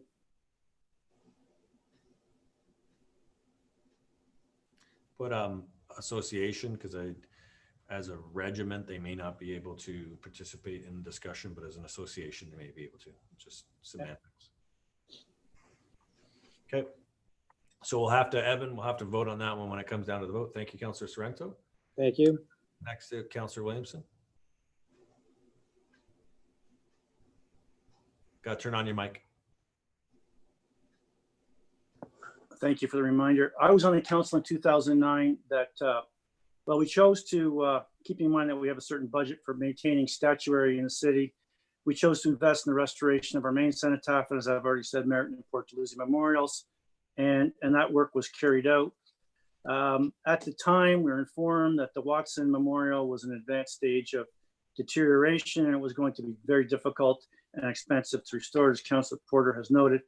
So I voted with the majority at that council to essentially allow nature to take its course and for it to disintegrate. It wasn't an easy decision for me because I recognize the educational value of landmarks, to tell both the positive and the unfortunate aspects of our history.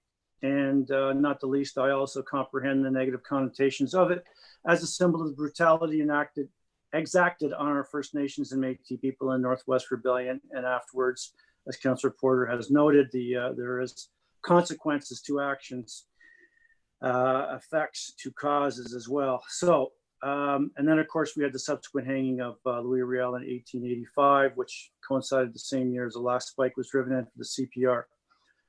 As the professors from Brock noted, history is fraught with horrible acts of injustice and atrocities, and it's critical if we're going to progress as a more civilized country. And civilized, I mean as being more fair and just society, not the old-fashioned way of looking at civilized.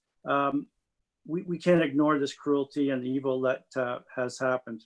But I think we also need to recognize, and it's also been pointed out by the professors, that the interpretation of this monument has changed with the generations. And my great-grandfather, who was a veteran of the Battle of Ridgeway of 1866, the year before Confederation, and one of the factors that led to Confederation, his generation, as was stated for 40 years, treated it essentially as our de facto cenotaph because we did not have one before then. So it's interesting, this motion, now that it's suggesting that we relocate it is actually probably not as detrimental to the statue as the motion from 2009, which kind of let it rot in place. And I have asked staff this question, and it seems to be one that maybe staff still has to do a report on, but through you, Mr. Mayor, to whoever on staff would like to try and answer this. Is it physically possible to actually relocate this statue knowing the deteriorated condition that it's in? I'll take this one, Mr. Mayor, through you. We have had preliminary work done to investigate whether or not this monument can be repaired or moved. The last professional that looked at it in 2019 did mention an idea of relocating it, but was very, very cautious in her recommendation because of the poor condition of the monument. So we would need to do some further investigation to see what kind of process or what kind of approach we would need to take in order for it to be relocated in a safe manner while maintaining its integrity. Thank you very much. I'll yield the floor. Thank you, Mr. Mayor. Thank you for that, Councillor Williamson. Councillor Garcia, no, don't start talking, Councillor Garcia, because I'm looking at my speakers list. Councillor Townsend's next, and then Councillor Garcia. Thank you, Mr. Mayor. Through you, Mr. Mayor, I'm asking if for a friendly amendment, if Councillor Porter would include our MPP, who is the current critic of Veterans, Legions, and Military Affairs. I think it might be important to have our MPP chime in and provide us with an opinion on it as well. And that only being is just because of the position as well as being the MPP of St. Catharines and her position as the Veterans, Legions, and Military Affairs critic. So I think it won't be part of the consultation. I think when the report's done, we can ask them for their opinion, but I don't think it's part of the consultation process. I'm going to say it's not friendly. Because this is a statue for somebody who fought in the Battle of Batoche in 1885. I don't, if MPP Stevens' role as critic is with issues related to veterans who are alive today. I just don't think it's the same thing. And I don't feel that we are doing enough Indigenous consultation. I feel like we are kind of piling on and adding feeling the need to consult with all these, groups of white folks. And I think I'm getting a little concerned about that. So I'd like to say it's not friendly. Okay, then I would like to have it voted on separately then. And so what was it you're asking for? You want MPP? Just to have our MPP included in the conversation as well. Well, that'll be part of the report back. Well, okay. We'll vote on it. Councillor Townsend, anything else? No, thank you. Okay, Councillor Garcia, you're up. Thank you, Mr. Mayor. I also had a couple of amendments that I'm hoping will be friendly. One of them was to add to that list that keeps on growing. We consult with the Royal Canadian Legion, which of course represents all our local veterans and are very close to that monument. Is that friendly? No, I think that we're wringing our hands and turning ourselves into pretzels, and I'm over this. And I think that we need to make sure that we have enough Indigenous voices weighing into this. And for right now, it's overwhelmingly non-Indigenous consultation on this. So I think we need to be cognizant of that. Councillor Garcia, you could always reach out to the Legion. I do know that when it comes to all of the Remembrance Day and everything else, that is not a statue that I actually lay a wreath at. There's the police do, but not the Legion. So it's not seen as like the cenotaph or the Port de Luz. It's not seen in that in light, but I think you can consult with them if so desired.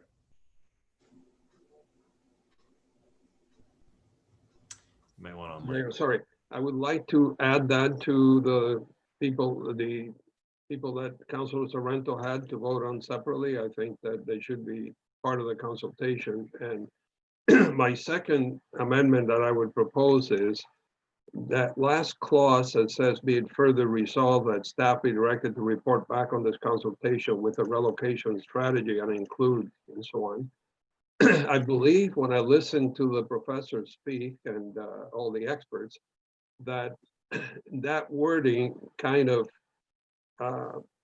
predetermines the outcome of the consultation, whereas Professor Johnson, I believe, I think emphasized so much that we need to see what the consultation says. So I would like to amend this, if Councilor Porter would agree, to change the wording to report back on this consultation with a recommendation and include options and costs for possible relocation. But that leaves the staff open to getting all of that consultation and coming back with a recommendation, which may or may not be relocation. Councilor Porter? That's not friendly. I think I'm happy to vote on that separately and leave it to the will of council. My position is, it's not to destroy the monument, but I firmly believe it should be relocated off of the front lawn of City Hall, and it could go into another wonderful place, but I just don't feel that it should be right there in the middle of our city for reasons I can explain when I finish up. So no, it's not friendly. Well, I'm going to ask the clerk for clarification. So making an amendment of this, which is contrary to the actual motion in front of us, it's not an amendment then. So we can't vote on it unless this is defeated. Is that correct? That's correct. So it won't be an amendment, Councilor Garcia? Sorry, Mr. Mayor, how is it contrary? I'm saying a recommendation. I'm not in any way saying not to relocate. So you just heard from the mover of the motion, and what the mover of the motion has indicated is contrary to what you're recommending as an amendment. Therefore, it's contrary to the actual motion that's on the floor. So if you want to defeat this one, and then you can make a secondary motion. So if I could just speak, I'm hoping that the will of council would be that to relocate this statue, but for after some consultations, for staff to come back with a relocation strategy. Staff might come back even though council wishes to relocate. They might say it's going to turn to dust. Then we'll just have to deal with that as it comes. But I feel it's important to keep that clause as is. Okay, thank you, Councilor Porter. Okay, thank you, Mr. Mayor. One clarification question from the clerk, please. Is it the mover of a motion that decides whether an amendment is contrary, or should the clerk rule on that? Okay, to the clerk. Through you, Mr. Mayor, to Councilor Garcia. It starts with the mover, but of course it is contradictory. Now that Councilor Porter has explained it, it's definitely contradictory because she is looking for a relocation strategy, and you are saying come back with recommendations that may include this. So to me, they are contradictory. So I would rule that it is. And as Councilor Porter suggested, so does she. So. Okay, thank you. Thank you, Councilor Garcia. Councilor Kushner, yeah. Thank you, Mr. Mayor. My concern is the same as Councilor Garcia's. This motion is to remove it from City Hall. And if we're going to do that, why the consultation? So I will vote against this, but at the same time, I will be supportive of the amendment made by Councilor Garcia to the effect that we look at options. And in supporting that recommendation, I'd also ask that staff consult with all these groups, especially the Métis Council, to have a plaque which would tell their side of the story. So I will be voting against it because It's either you move it or you don't move it. Thank you. Let's see, who's next? Councillor Littleton. Thank you, Mr. Mayor. I just wanted to share a quick story, which is not, I'm not saying it's the same thing here. I just think it's more part of a larger discussions about statues and their relevance and how we can move them and how we can, to the professor's points about how we can have uncomfortable public displays of memorials, yet being respectful of those that these same memorials cause discomfort to and pain, quite frankly.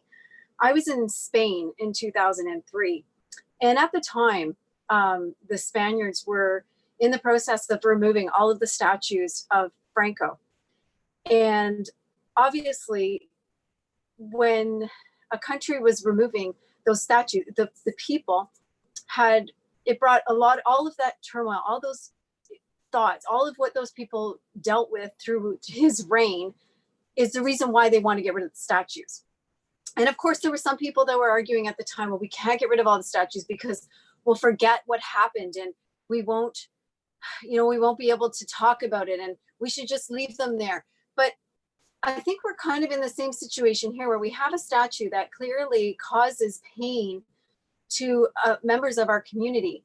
And I like the idea of having something in our museum where we can educate, where we can actually have an interactive display that can have the space to fully explain all of this. But to leave it there right now, I mean, I'm going to support this motion 100%. If you said just knock it down tomorrow, I'd be fine with it. But the Spaniards took all the statues down. The last one was taken down in 2008. It took them 5 years to take them down. And the last one was put in a museum. And in that museum is all the history of, because the guy put up hundreds of statues. The history of that, the history of how Spain went through all those decades, all of that. And that is open to us as well. But we have got to take this step. And it's uncomfortable and it's hard, I think, but we have to do that. So I'm in favor of this motion. Thank you. Thank you, Councillor Littleton. I got Councillor Phillips.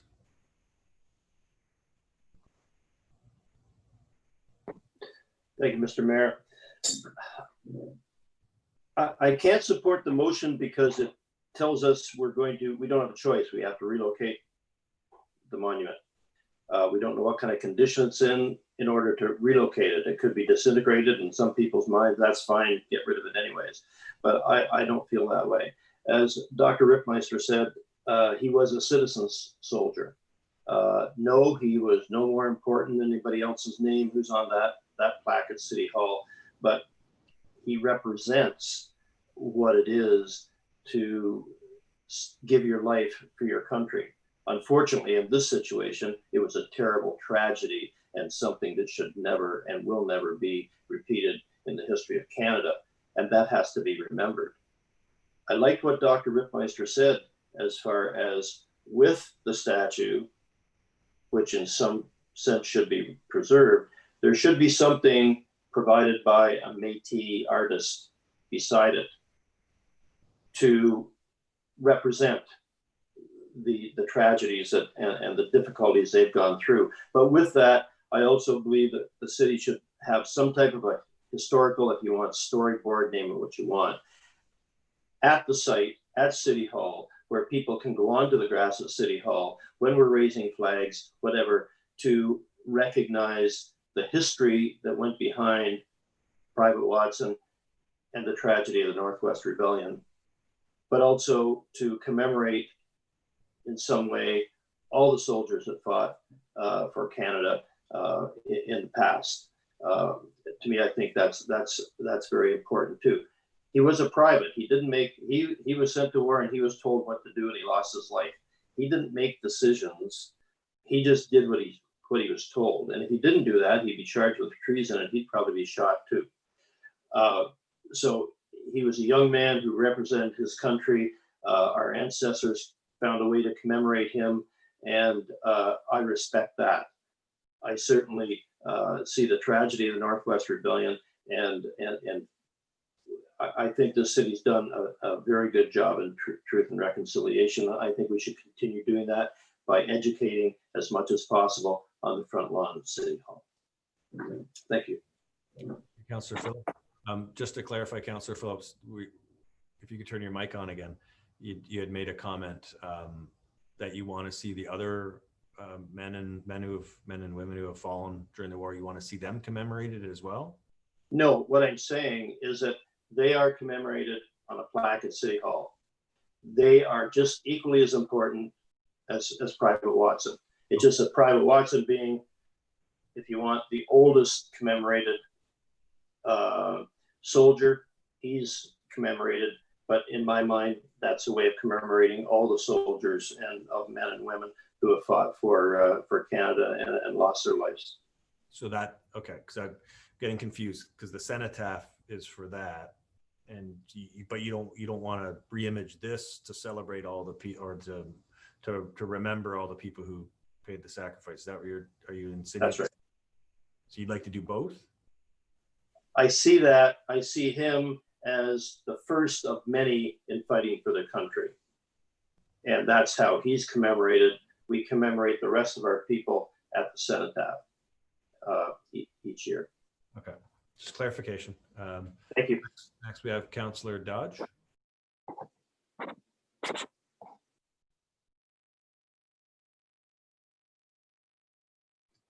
Sorry about that, Mr. Mayor. Couldn't get my unmute button on.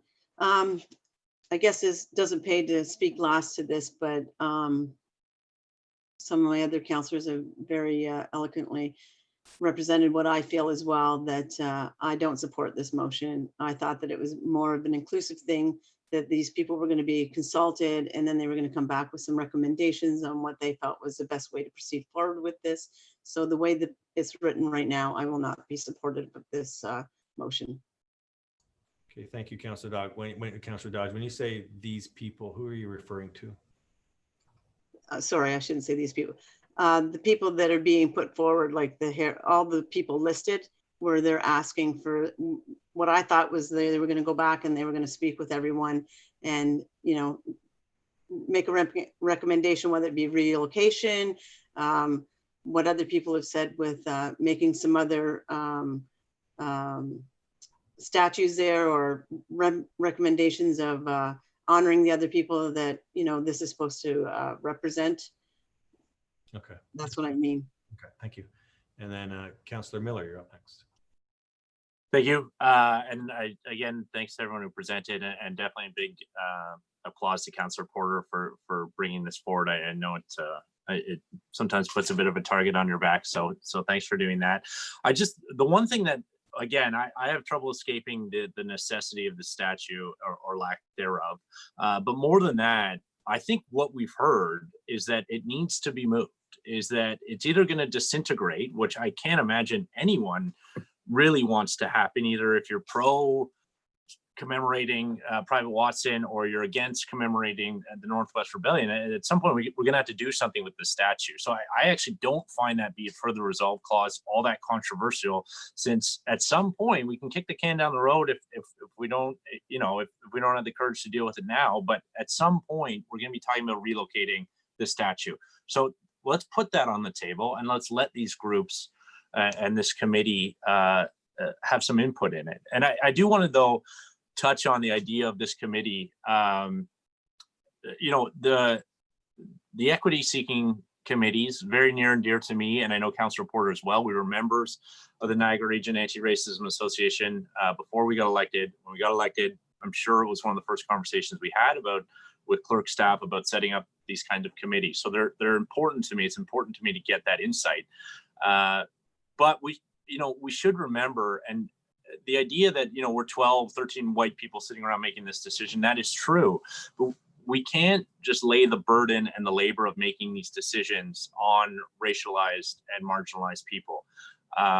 You know, to have to go through the painful roadshow of having to come and explain why something is painful to us. We should know that. We're elected to show leadership in the city, and we should take that burden and we should take that responsibility. get the input, that's fine. But I'm not comfortable just saying, basically passing the buck and again, laying it at the feet of these people that have been intentionally marginalized, so people like us, the 13 of us, couldn't benefit. And I'm not comfortable with that. I think we need to have the courage to say the Northwest Rebellion, colonization, the treatment of Métis and Indigenous people in this country was and continues to be horrific. And that when we venerate something like this, we're saying to those people, our neighbors that live in this community, that we're okay with that. And no amount of what about or here's the other side of things is going to change that. Because now that we've opened this Pandora's box, everyone knows what this monument is.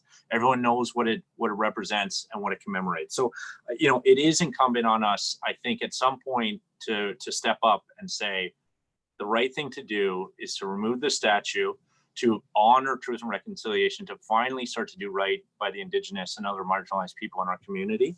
And that might mean celebrating Métis or Indigenous people on City Hall instead. That's fine. It might mean I don't have one issue with Private Watson. If he's in the cemetery or the museum, I think that's wonderful. People can go there. Because I think, again, it's important to note there's no dearth of commemoration for the general point of young men and women who went off to war and didn't come home. We actually do an excellent job in the city of commemorating them. We have a number of cenotaphs. We have another memorial at City Hall, as Mayor Sendzik said. So I don't think there's any danger of anyone suggesting that we're not doing our part to commemorate that. What we don't do a very good job of is commemorating all the people that we've hurt and we've intentionally marginalized and subjugated. So I think it's important that we do take this on. And then the last point, it really bothers me when we look at this through the lens of, oh, this is revisionist history. This is looking back and saying, well, yeah, I guess it wasn't right. I can fairly certain guarantee that the Métis people at the time were against the Northwest Rebellion being put down and then being subjugated the way they were. So it's not that we're looking at this through a 2020 lens. It's that we're finally trying to give some voices to, again, people who have been intentionally silenced by those in power for years, for 140 years in this case. So, it was wrong then. It continues to be wrong. And again, with the statues we erect and where we place them says something about us and our values. And I do not feel comfortable venerating that in City of St. Catharines. It's just not, that's not the community I want to live in. And it's not right by the people that we've spent centuries hurting. Thank you. Thank you, Councillor Miller. I'm going to go to Councillor Porter and then we'll look at the amendments, but Councillor Porter. Thank you very much, Mr. Mayor. I just, something that Councillor Miller said has really stuck with me. If we, choose to put additional work onto the Anti-Racism Committee and the Métis Council by saying, should we move this statue or not? That's, it's again an additional burden. And I think that, as he said, we need to show leadership on that. I actually think that City Council in 2009 made a decision about this statue already, but nobody really wanted to say it. I've heard rumblings about this statue and how it's kind of awkward and uncomfortable. Not that it looks bad, but people find it a bit of an embarrassment. But I don't think we've had this hard conversation about it as a city or as a council until today, and I'm glad we're having it. I want to point out a letter or an email that came today.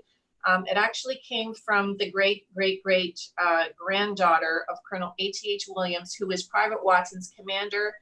And that person has a quote on the statue. And her name's Janice Arnoldi. She moved to St. Catharines 20 years ago, and she thought it was strange that Watson, a local person, would have fought for this rural militia and had a statue at the city. And she says, like many white Canadians, history taught me the rebellion was a great victory for Canada, especially over Riel at Batoche. Today, I believe it is shameful. We should not memorialize a war that was racist against people who at the time neither fit fully with the Indigenous or French Canadians, but wanted to establish their own communities.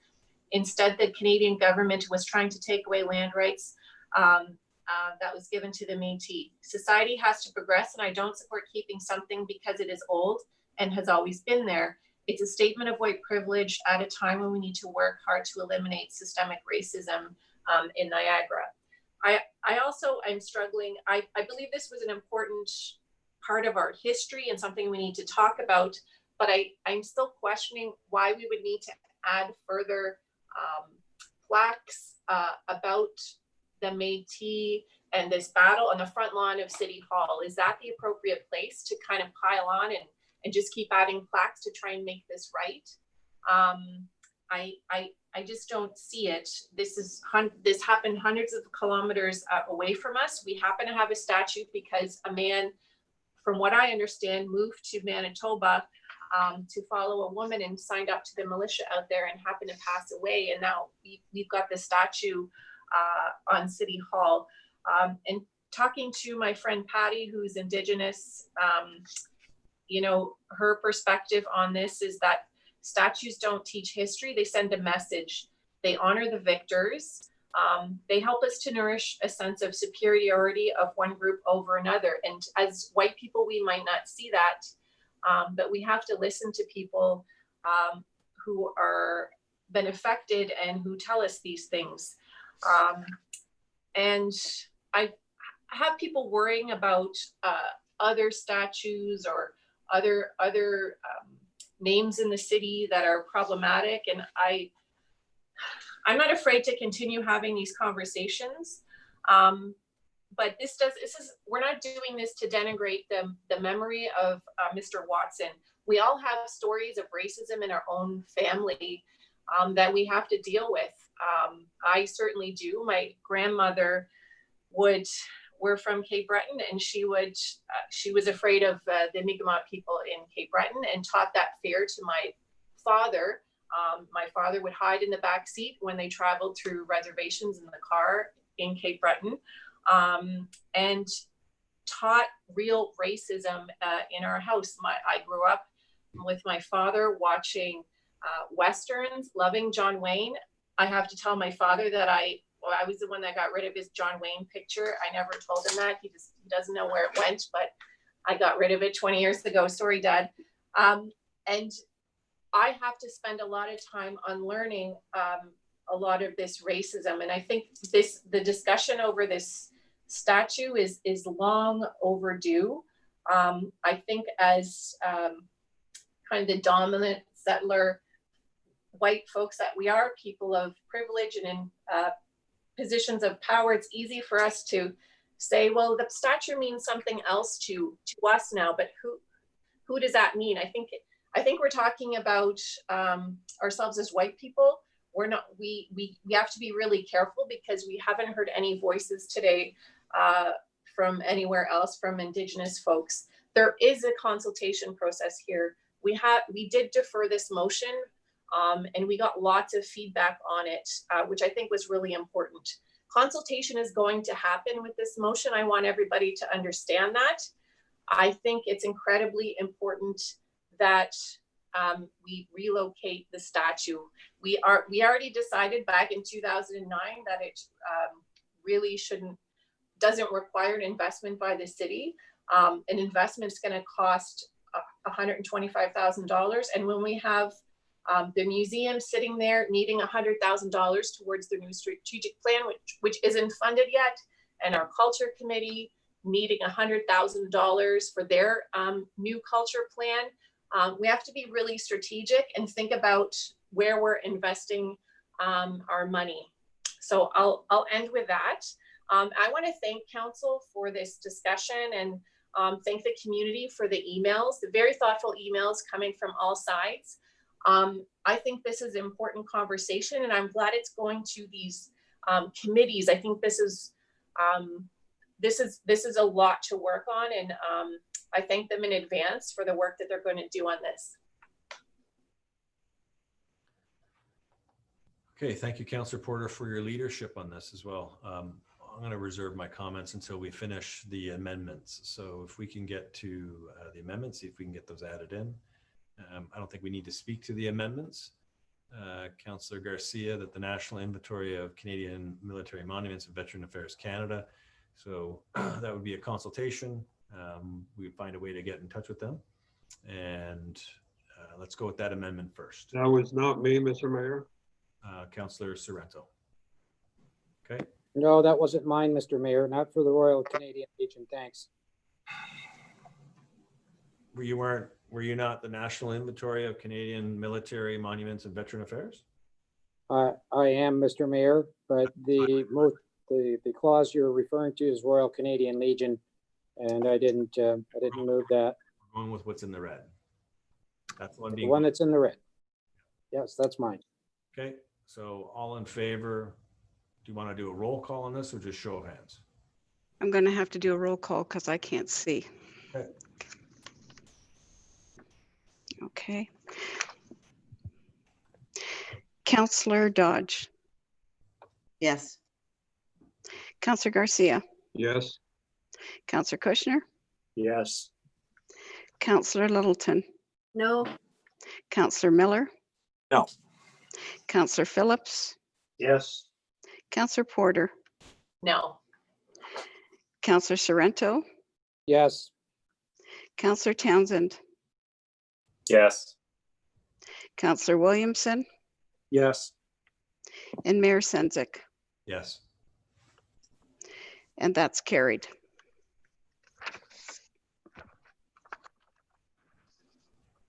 So the second one is the amendment. The legions. I guess the question I would have before we vote on this one, if MPP Stevens is no longer the critic, would that say there was a shuffle in the shadow cabinet? Would this be relevant or no? Because this may take a while. I'm just trying to check.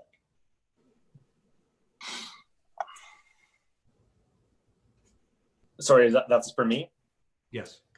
Yeah, I again, like I believe that she can be consulted as the MPP as soon as this motion is passed, if that is the case. I just think it's important, especially knowing that MPP Stevens was at one point heavily involved in the discussions around this monument. And should we include MPP or MP Biddle in there because he represents the federal government? The only reason I put MPP Stevens is because of her role as critic, but I would also be fine with MP Biddle as well. Your call. Yeah, we can include MP Biddle.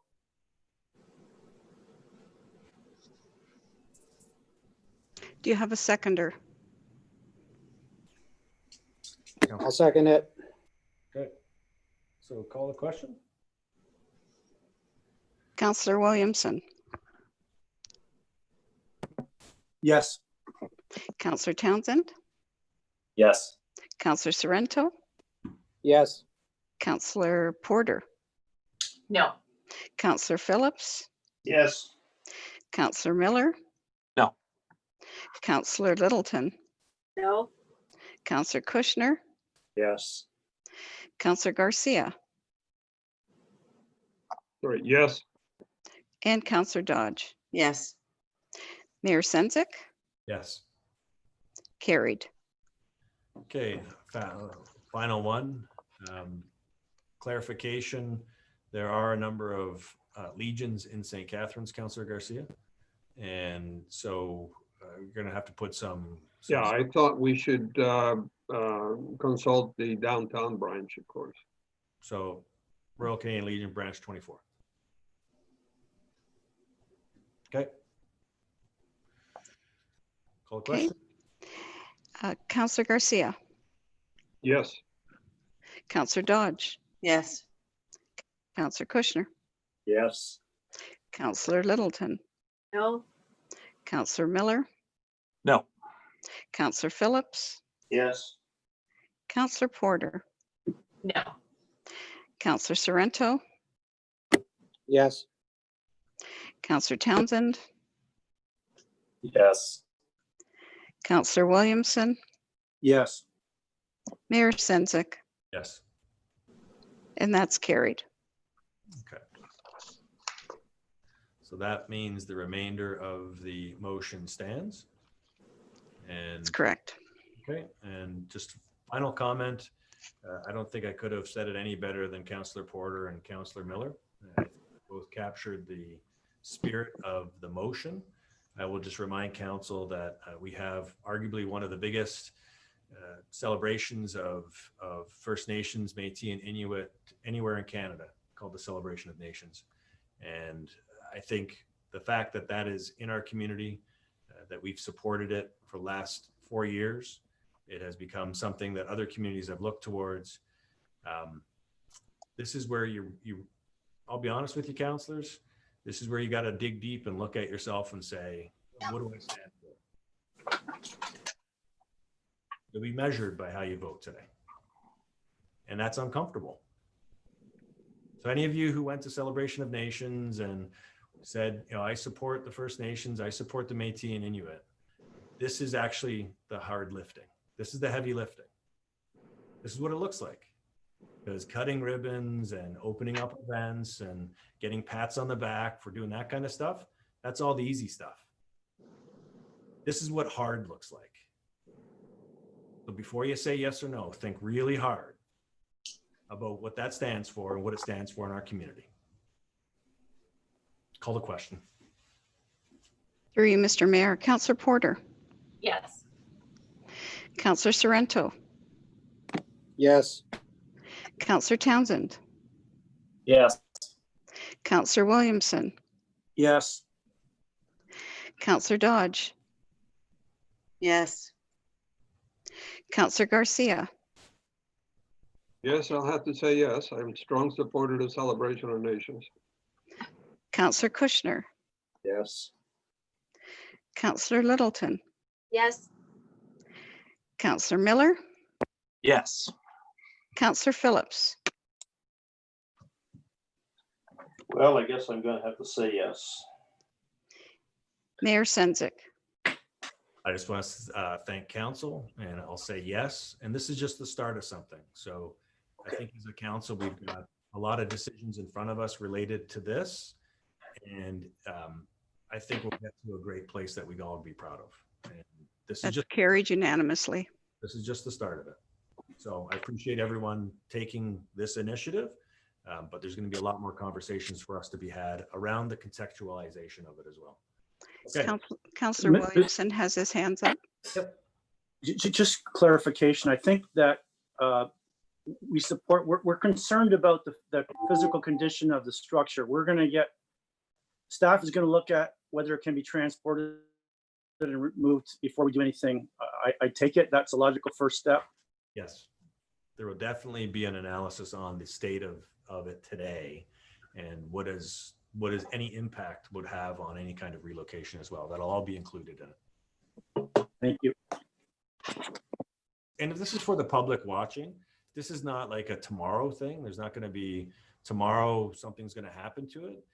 We may be 2 years down the road still dealing like it. So I just want the public to understand that it's the speed is not what we're looking at. We're looking at making the right decisions.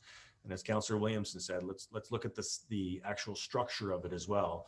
And that'll dictate some of the stuff that we're looking at in terms of how do we re-image that as well moving forward. Okay. Next one is 10.2. Greg, Councillor Miller, you're up. We do have 3 speakers to this. And do you want to bring the 3 speakers in together, and we'll do what we did with the Brock professors. We'll have Miss Johnson, Miss Tandernini, and Miss Cousino have all 3 of them speak, and then we can ask questions. Okay, so to the clerk, if you want to bring them in, not to the clerk, sorry, to the council coordinator. Sorry, council coordinator. It looks like they're turning on their cameras and microphones now. So once they've all, I guess to Cynthia, Jennifer, and Sandy, once you're all in, you can speak. Cindy, get in there. I'm here. So the order was going to be Jennifer, then Sandy, then Cynthia. So you can all speak individually first, and then when you're done, council will ask you questions collectively as a whole. So I'm the first. Okay, so we're from the organization names, which is Niagara Area Moms Ending Stigma. And as mothers who've lost children to substance use disorder, this is an issue that's very near and dear to our heart. We've seen the damages this does to families, and you know, our children die. So.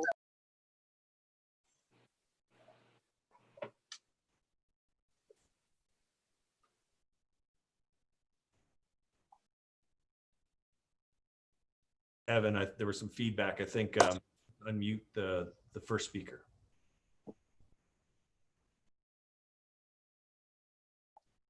Okay. Oh, I'm okay. So I was muted. Okay. Is that better now? Because she moved away. She was beside me and I think it was giving feedback. So yeah. So did you hear anything that I said?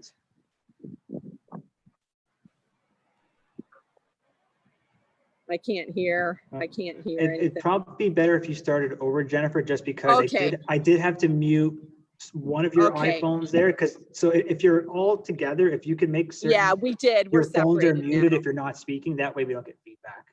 Okay, perfect. Okay, so I am Jennifer Johnston. I'm co-founder of NAMES, which is Niagara Area Moms Ending Stigma.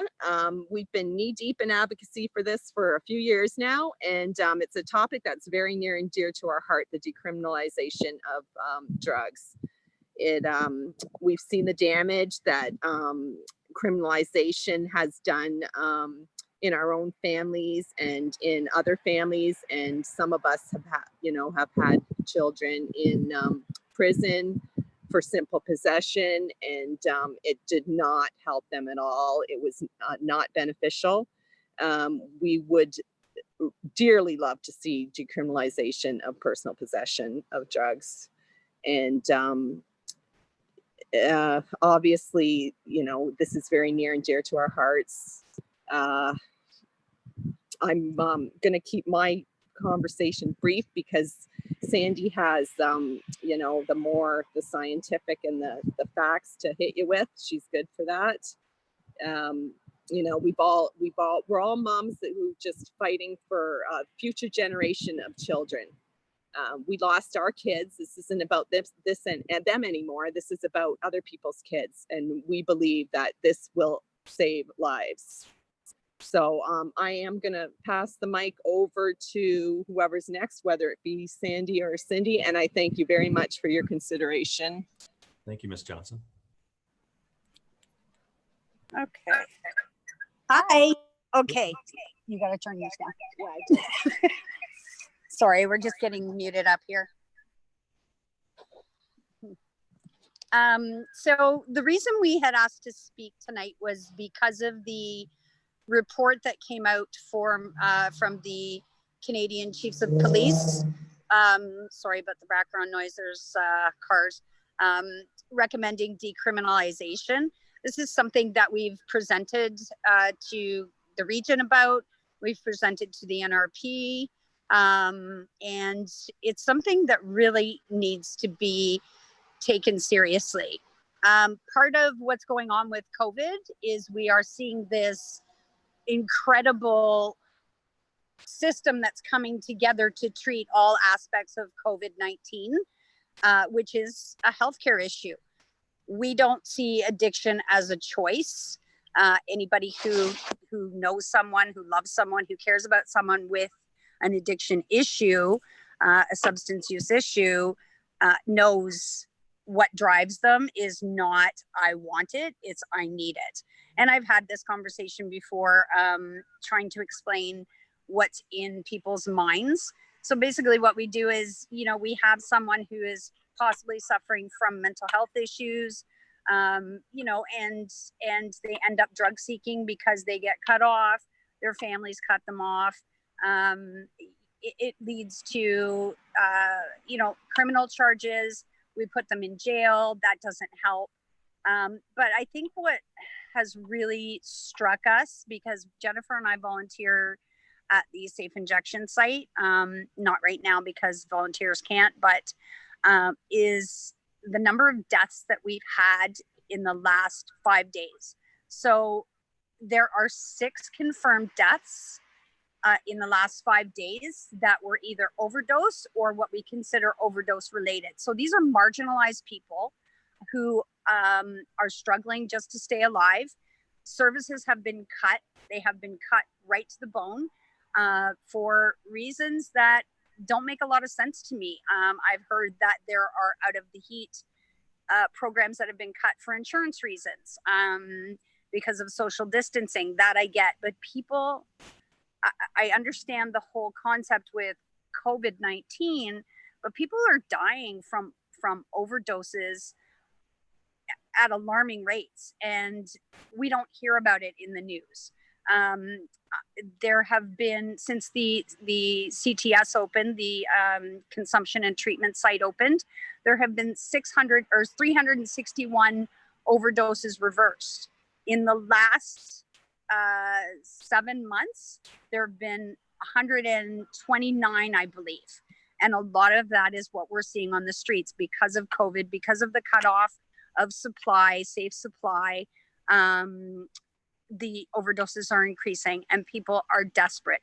They have nowhere to go. I mean, we are at the park here. We decided to meet outside so that we could all be together. There isn't a bathroom here. I'm not a homeless person, and I'm feeling the effects of not even having access to a bathroom. And it's shameful. It's shameful. I'm ashamed that there is no bathroom here for people that need to use a washroom. There are no wash facilities. There's absolutely nothing. We have cut food. We have cut resources. There are no mental health, services right now. Look at the way we, as functioning people, for lack of a better word, are dealing with COVID. The mental health issues that we're facing, the isolation, the restrictions, those kinds of things. Can you imagine what it's like to be a homeless person and face these issues where you can't even find a washroom? I believe, I'm sorry, I know I'm probably running out of time. I usually do. You just gotta speak to the Sorry. Sorry. Just So I believe in decriminalization. We are putting people in jail. We are completely wasting resources for people that need help. And I know, Mayor, you know this, and I know you support this. I've spoken with Chris Biddle and, talked to him about it, because obviously it has to come federally and trickle down.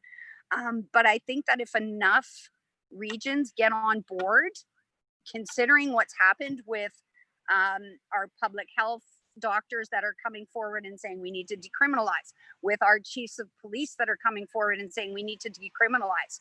If we start treating addiction as a medical issue the way we're treating COVID, we can, I'm not going to say eliminate it. We will never ever eliminate substance use of any kind, but the resources would be redirected and people could have an opportunity for meaningful lives instead of funeral after funeral after funeral.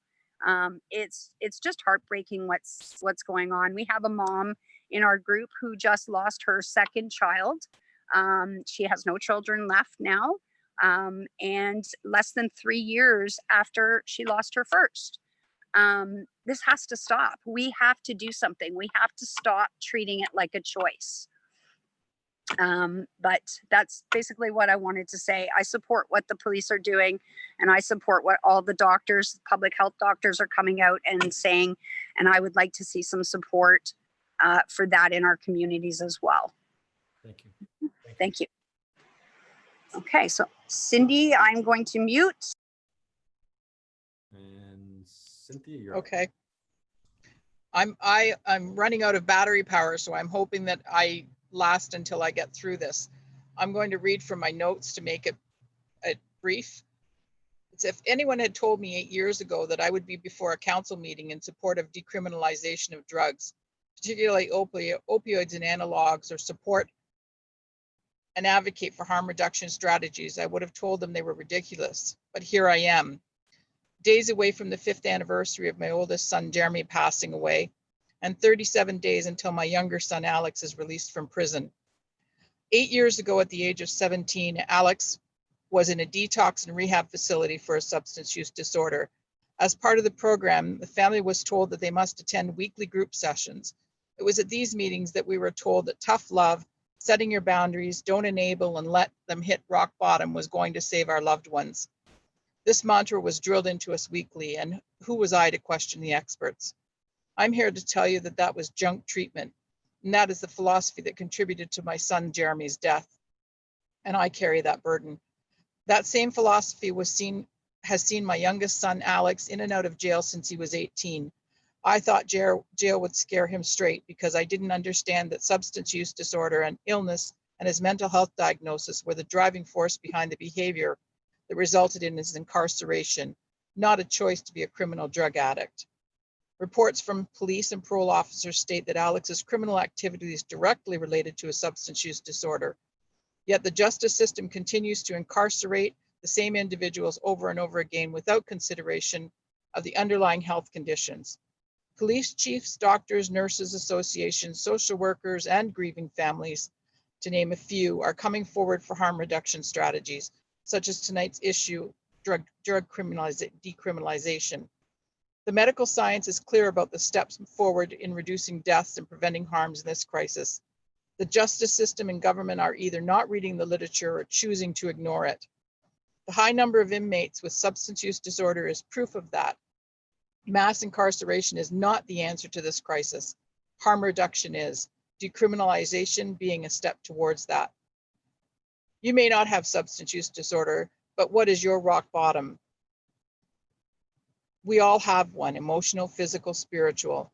Now imagine being at rock bottom, the worst, lowest point in your life with nowhere to go, no one to turn to, possibly no food or shelter. Would you be motivated to get better?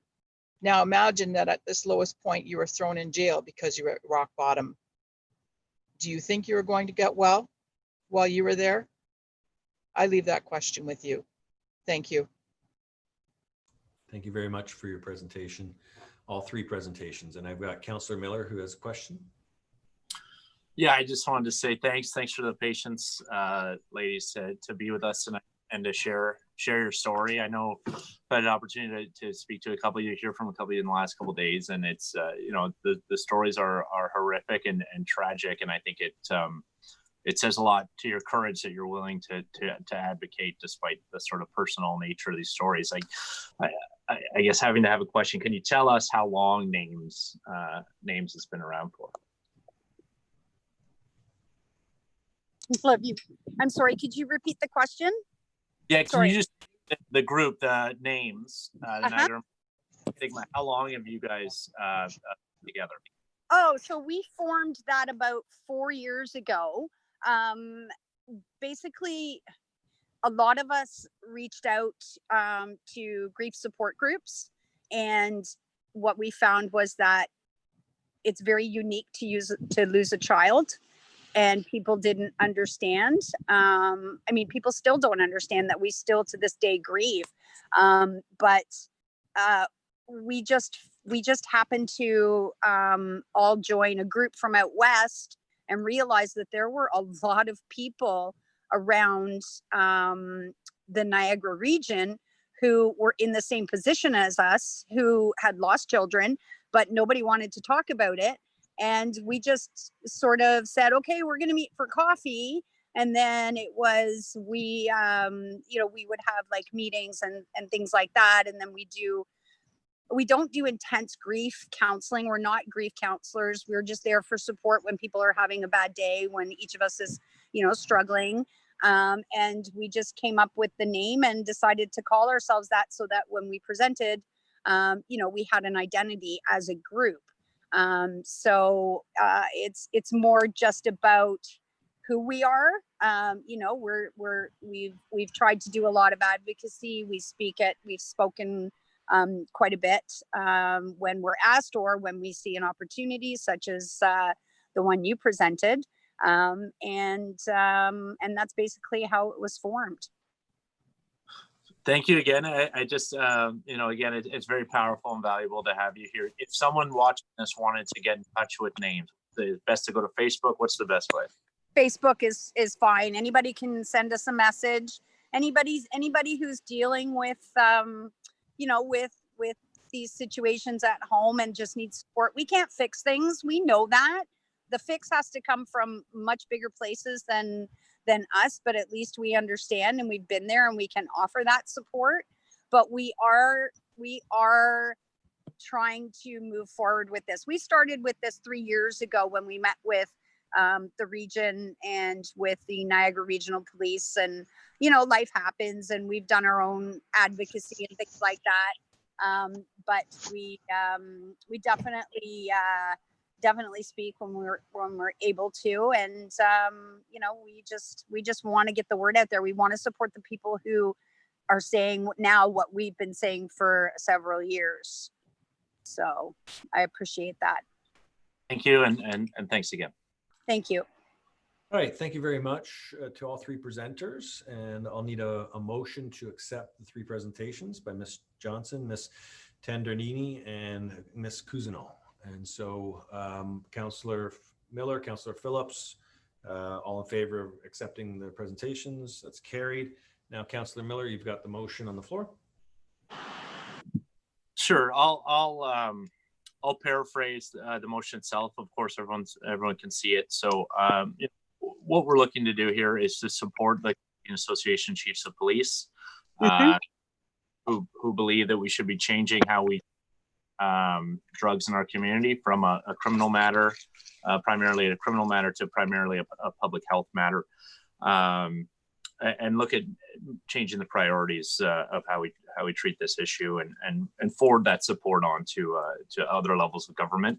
I'll speak to it. I'll try to stay brief here first.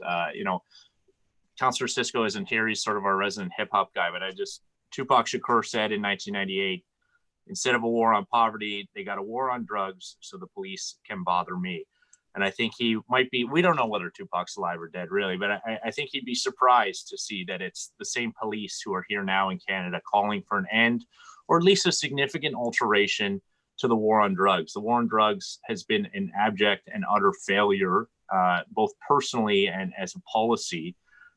We've heard tonight the impact it has had on individuals, and we certainly see that all the time. And the police report, the chiefs of police are saying they agree that evidence from around the world suggests our current criminal justice system approach to substance use could be enhanced using healthcare diversion approaches proven to be effective. What they're really saying is, let's change the priority of how we deal with drugs in our community. Let's treat this like the health challenge that it is. It's a public health challenge. We don't need the evidence of that. It's in our community. It's people living rough. It's people using the safe consumption site, and it's people the unseen challenge of our neighbors and our friends who are abusing drugs and not getting the help that they need. I do want to say this is long overdue. And I think it's time for our federal government to implement and make this significant and important change. You have to look at Portugal to see the success. It's helping people. It's getting people off of drugs. Again, it's public safety, it's public health. I do want to give a shout out to the Positive Living team and Streetworks and the Safe Consumption site. It's obviously in our ward, but it touches a lot of the area. And they have reversed 119 overdoses in the last 7 months, which is a huge number.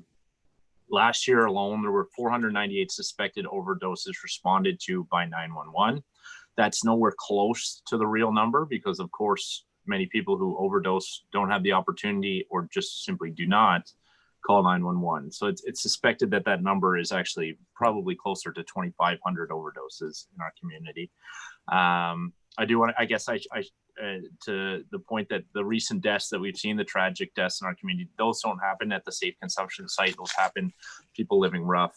So the Safe Consumption site is saving lives, and unfortunately living without help is killing people. So, it's important we remember when we look to change laws, lots of things used to be legal that aren't legal, we change our laws all the time to reflect progress we want to make in society, and we are failing those who use drugs, and we have been for a long time, and it's time to change that. And I just want to say a little note about why we have motions like this, because I tend to bring these forward often, and I think some people wonder why this isn't specifically our mandate. We're talking about the federal government, or we're talking about policing, or we're talking about public health, but motions like this not only create awareness. I think we've educated people about decriminalization and about what the chiefs of police are asking for.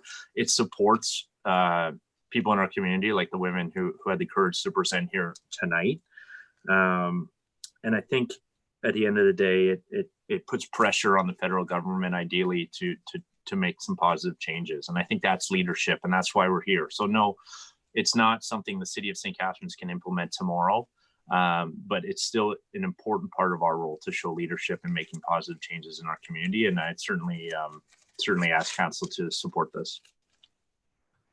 Thank you, Councillor Miller, for that and for bringing this forward. I got Councillor Porter and then Councillor Garcia. Councillor Porter. Thank you very much, Mr. Mayor, through you to the rest of council. I was really pleased to see that chiefs of police across Canada support the starting and end of the war on drugs, which is really a war on traumatized people. I work with a lot of people who are struggling with addictions or mental illness or homelessness or all of the above. And I can't tell you how many times a man, and it's mostly men that I've worked with, has told me that they ended up in jail at one point in their life or their early life. And then they've described to me what happened in jail. And sometimes it was a sexual assault. Sometimes it was they got beaten up. They got separated from their families or their loved ones. They ended up further traumatized, not able to deal with their issues. And that just led to a further cycle of addictions and then landing back in jail again. So it doesn't work. And I've heard from too many, mostly men, people who've broken down in front of me to tell me this. So thank you to the presenters who came forward, and we grieve with you. And I hope that council will support this. I think I am proud of council in the city of St. Catharines for being a leader in the consumption and treatment site and its support of that. And I just think this is a motion that makes sense because if this money that goes to the war on drugs ends up in housing programs and in healthcare, we're actually going to make a huge difference. So thank you. Okay, thank you, Councillor Porter. Councillor Garcia, and I think that's it for the list. Thank you. Thank you, Mr. Mayor. First of all, I'd like to thank Councillor Miller for bringing this up and making us aware. I would just like to ask through you, either him or someone who can inform me. I'm assuming the chiefs of police are specifically, as the motion says, referring to possession, but that they would still pursue those who cause the problem by distributing, selling, whatever the drugs, right? Okay, Councillor Miller. Yes. Yeah, the report still calls, obviously, to have production and distribution targeted as criminal offenses, and rightly so, in my opinion. Okay, thank you for that. And my second question was, you mentioned Portugal. I wonder how many, there are many countries that have done this, and the reason I asked the question, as you said, it's a federal issue, but were we as a country to do this, is this, if it's only a few countries that are doing this, it's a huge problem for Canadians traveling to other countries if we're one of the very few.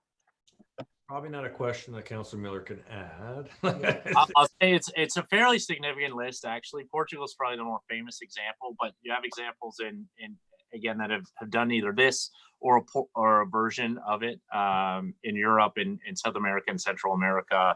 I'm looking at this list right now: Estonia, Czech Republic, Costa Rica, Germany. So there are lots of other examples as well. Good point. Okay. Thank you, Councillor Garcia. Thank you. All right. So Councillor Dodge, your last one up. Thank you, Mr. Mayor. I just wanted to add that certainly, St. Catharines isn't alone in this fight against the drugs and whatnot. Many times we have been at AMO and spoken explicitly about the issues and, how can we combat this? What can we do to make it better? And in our fight for that. So I just wanted to add that. And then also perhaps as a friendly amendment, we could also add Lumco in as one of the people that a letter goes to as well. And anything that I can do at AMO, I'm pleased to do. And whatever we can do to fight this, I think we should be doing. Thank you, Mr. Mayor. Thank you, Councillor Dodge. So AMO and Lumco. And that's already in there. So Lumco is the last one. Appreciate the addition, Councillor, and it's a friendly from Councillor Miller. So I think we can now call the question. Through you, Mr. Mayor, Councillor Miller, Yes. Councillor Phillips, Yes. Councillor Porter, Yes. Councillor Sorrento, Yes. Councillor Townsend, Yes. Councillor Williamson, Yes. Councillor Littleton, Had your hand Can up. I just quickly say, I threw up my hand at the last minute. From a mother to mothers, my deepest condolences to you. Yes. Councillor Kushner, Yes. Councillor Garcia, Yes. and Councillor Dodge. Yes. Mayor Senzik? Mayor Senzik? Yeah. Okay, and that's carried unanimously. Great. Thank you, Councillor Miller, and to the speakers, thank you very, very much for joining us today. And so we'll get. Thank you. You're welcome. We'll keep moving on this. Okay. 10.3, and this is really just housekeeping, folks. This is looking at the installation of the Pride flag crosswalk for spring 2021. And that really is to get us through the winter season. It is late in the season now, so applying something like this will take away from the actual impact of it. And I believe, Councillor Miller, you're moving this? Yeah, I don't know if everyone's heard of these things, these rainbow crosswalks. We haven't had a lot of opportunity to discuss them at council. So as the mayor says, this is basically to ensure that the installation is going to happen ahead of Pride Month in 2021, which our equity seeking committee who sort of brought this forward is okay with. Okay, thank you. And seconded by Councillor Porter. And so with that, I don't see any questions. Call the question. Through you, Mr. Mayor, Councillor Miller, Yes. Councillor Phillips, Yes. Councillor Porter, Yes. Councillor Sorrento, Yes. Councillor Townsend, Yes. Councillor Williamson, Yes. Councillor Dodge, Yes. Councillor Garcia, Yes. Councillor Kushner, Yes. Councillor Littleton, Yes. and Mayor Senzik. Yes. And that's carried unanimously. Okay, so calls for notice of motion. We have one. So just put the topic on the agenda and don't need to get into any detail. Councillor Sorrento. Yes, just some correspondence regarding long-term care homes, Mr. Mayor. That'll be for the next council meeting. Next council meeting, Mr. Mayor. Yes, thank you. Thank you for that. Councillor Sorrento, report requests. So again, this is for a report request. We need to have a discussion about it. Councillor Williamson, just introduce your report request. Thank you. That staff be directed to conduct a thorough site inspection at 610 Dalhousie Avenue, further review the process and events that led to this unfortunate situation, and prepare a report by the end of the third quarter 2020 that clearly addresses all the questions raised in the residents' letters, including input from the city's transportation staff, and recommends: one, what corrective action will be taken to ensure all the residents of the condo have appropriate, regular, and accessible parking and will not need to park on the already crowded streets? What changes will be made to ensure the concerns of local residents will be addressed fairly? Planning consultations. Yes. And three, what actions? Okay. Sorry. Thank What you. action? Three, what actions will be taken to ensure this situation does not recur in other projects? Thank you. And there's been some correspondence that we've received over the last few days on this. Okay. And there has been some feedback from the director, and that'll all feed into the report. Councillor Porter. We don't usually, let's see if we got to keep the comments brief here because we still have to go on camera. Sure. I'm just wondering if the people who were concerned, were there any condo owners who provided correspondence? And hasn't staff already investigated this? And I guess my other question is this something that should have gone to the LPAT? There's a large number of questions, including from in the recent correspondence we received today, that haven't been addressed by staff. I don't know if there's been official correspondence from condo owners or has been discussions with them through people not directly with me. So yeah, that's the situation why we're asking for a report. And I just have one further question through you, Mr. Mayor, to the mover or the person requesting the report. Have you forwarded the response from staff to the residents? I believe the residents that have expressed concerns have seen it. As far as I know, there might be some who haven't. Some have even watched the Committee of Adjustment hearing. But did you forward on the email response from staff on this to the residents to find out if they were satisfied yet?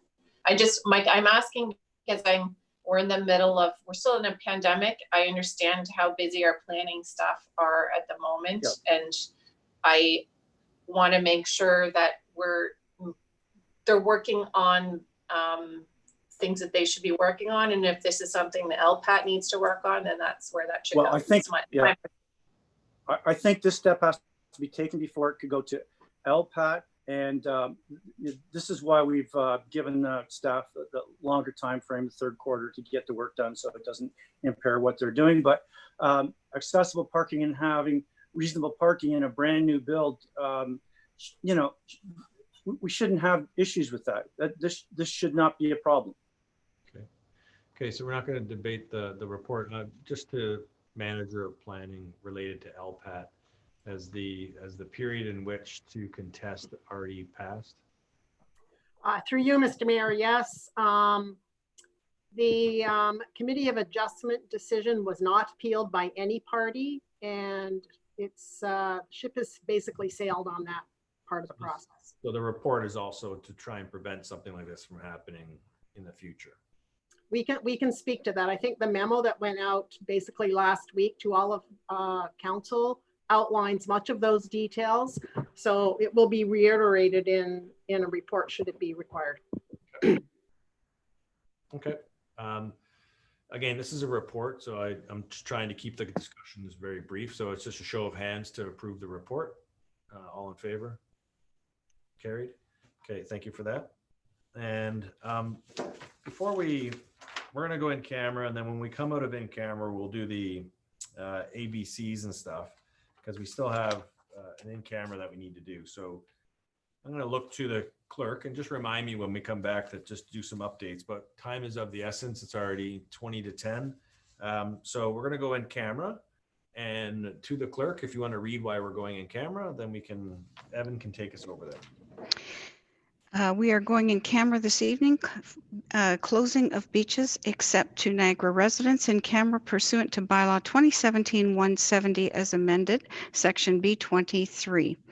Advice that is subject to solicitor-client privilege, including communications necessary for that purpose. And just a reminder, by attending the in-camera session, each member of council acknowledges that their obligations under the Code of Conduct, including responsibilities related to the confidentiality of closed meeting materials and discussions, remain the same as if they were physically present at this meeting.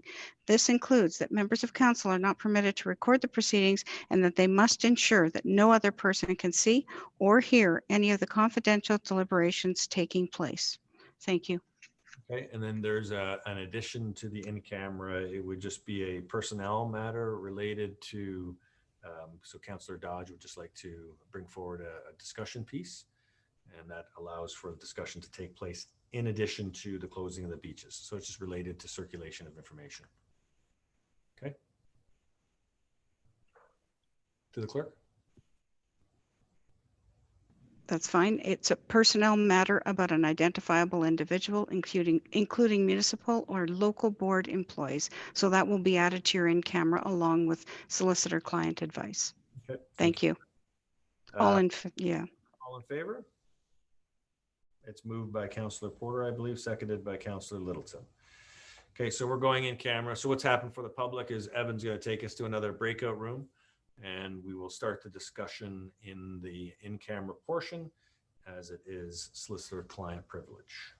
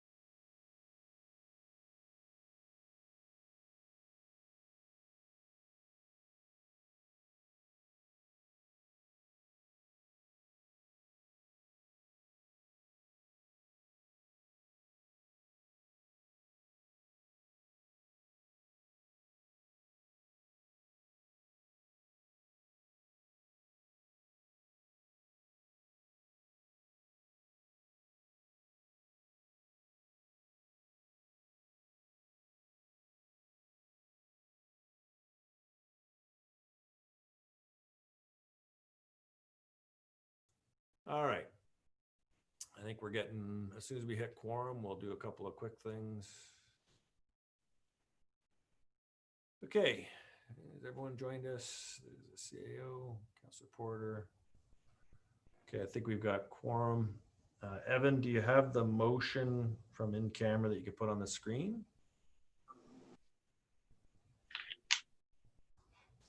There it is. Council hereby affirms the direction of staff provided on July 13th to ban non-ag residents from all city beaches due to COVID-19 pandemic and direct staff to implement the ban immediately. Okay, so I will have a mover and a seconder. The mover again was Councillor Townsend and seconded by Councillor Phillips. And I'll call the question to the clerk.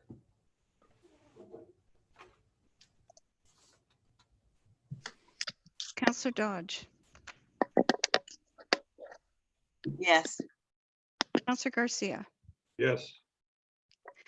Councillor Kushner, Yes. Councillor Littleton, No.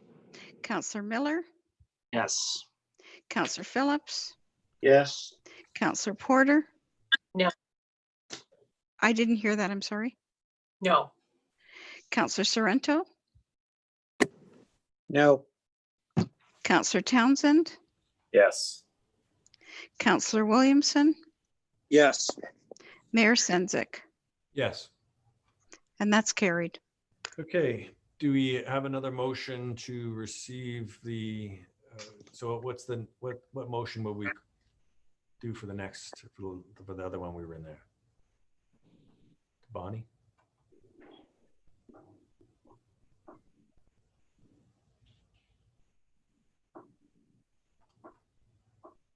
Here it is. All right, we just show of hands on this one. All in favor? Can I have a mover and a seconder, Councillor Dodge and Councillor Sorrento? All in favor? Carried. Okay, we got ABCs, motion to receive, minutes to receive, that council receive and file the minutes of the advisory committees of council as presented. Councillor Garcia, you got that one? And Yes. seconded by Councillor Williamson. Okay, all in favor, carried? That is carried. Okay, so we only got 7 minutes and we just got to do some bylaws. Any updates on the ABCs? Any updates? So we've heard transit from the CAO. We heard library from CAO. Folk arts, is there anything? No, they're looking at some online club activity in the fall. Okay. PAC, Councillor Townsend, what do you got? Thank you, Mr. Mayor. I'll be quick. It's the return back to the PAC event that's coming up. Just encourage all councillors to check out the events that we're putting on. They've gone through extensive safety protocols, and I would just encourage all of my colleagues around this table to make sure to check out some of the events coming out, okay? Thank you. All right, and Councillor Garcia, you're going to want to add something? Yes. Mr. Mayor, I just wanted to add that they are having a fundraising event, which should be lots of fun. It has been planned by a couple of board members, and it will involve a virtual show as well as some food and beverage, and it should be quite good. So tomorrow, I'll make sure that we pass that on to all of council so that we're all aware. Okay, thank you. Anything else that we want to touch on, ABCs? Seeing none. Councillor Sorrento, you don't know? Okay. No, not tonight, Mr. Mayor, other than St. Paul Street is closed. Reading of bylaws. Carlisle. Reading of bylaws, we have a motion that the bylaws consisted on council A through E be read a first time, considered and signed, that they be signed by the mayor and city clerk. I have Councillor Littleton moving that and Councillor Miller seconding that. All in favor of the ABC or the bylaws? That's carried. We have, and I think, is it the adjournment now? Look to the clerk. Did I miss anything? That's correct. We got 6 minutes to kill. We're not gonna, you know what? Okay, who wants to make the adjournment? Because I think Councillor Miller wants the tip off time for the Niagara River line. So he's waiting for the call up. I've been quarantined for 14 days. I can play basketball. All in favor of the adjournment? Hands up. Carried. Good to see everybody. Have a Adios. Peace out. Oh, wait. Councillor Littleton, do you have something? I do. We're doing a thanks to the Brian York staff. On Thursday, Adrienne in the Enterprise Center, and then also Sabrina and Samir And I have been working on a promotion for Queenston businesses. And so it's going to be one of these virtual markets. So we're going to be featuring the Spicy Thai, Super Plaque, Burtnick Printing, Stephanie's Floral, Third Space Pottery, Chang Noa, and Fortis Restaurant. So that's going on Thursday at noon. So you can tune in and learn about these businesses in Queenston. What do you turn into? What do you turn into? On Facebook? the Instagram, sorry. Instagram. Okay. Instagram. Cool. And Councillor Townsend, you got an Instagram account that has a lot of people, so hopefully you'll promote it. All right. Take care, everybody. Take care of yourself. Have a great week. Yep.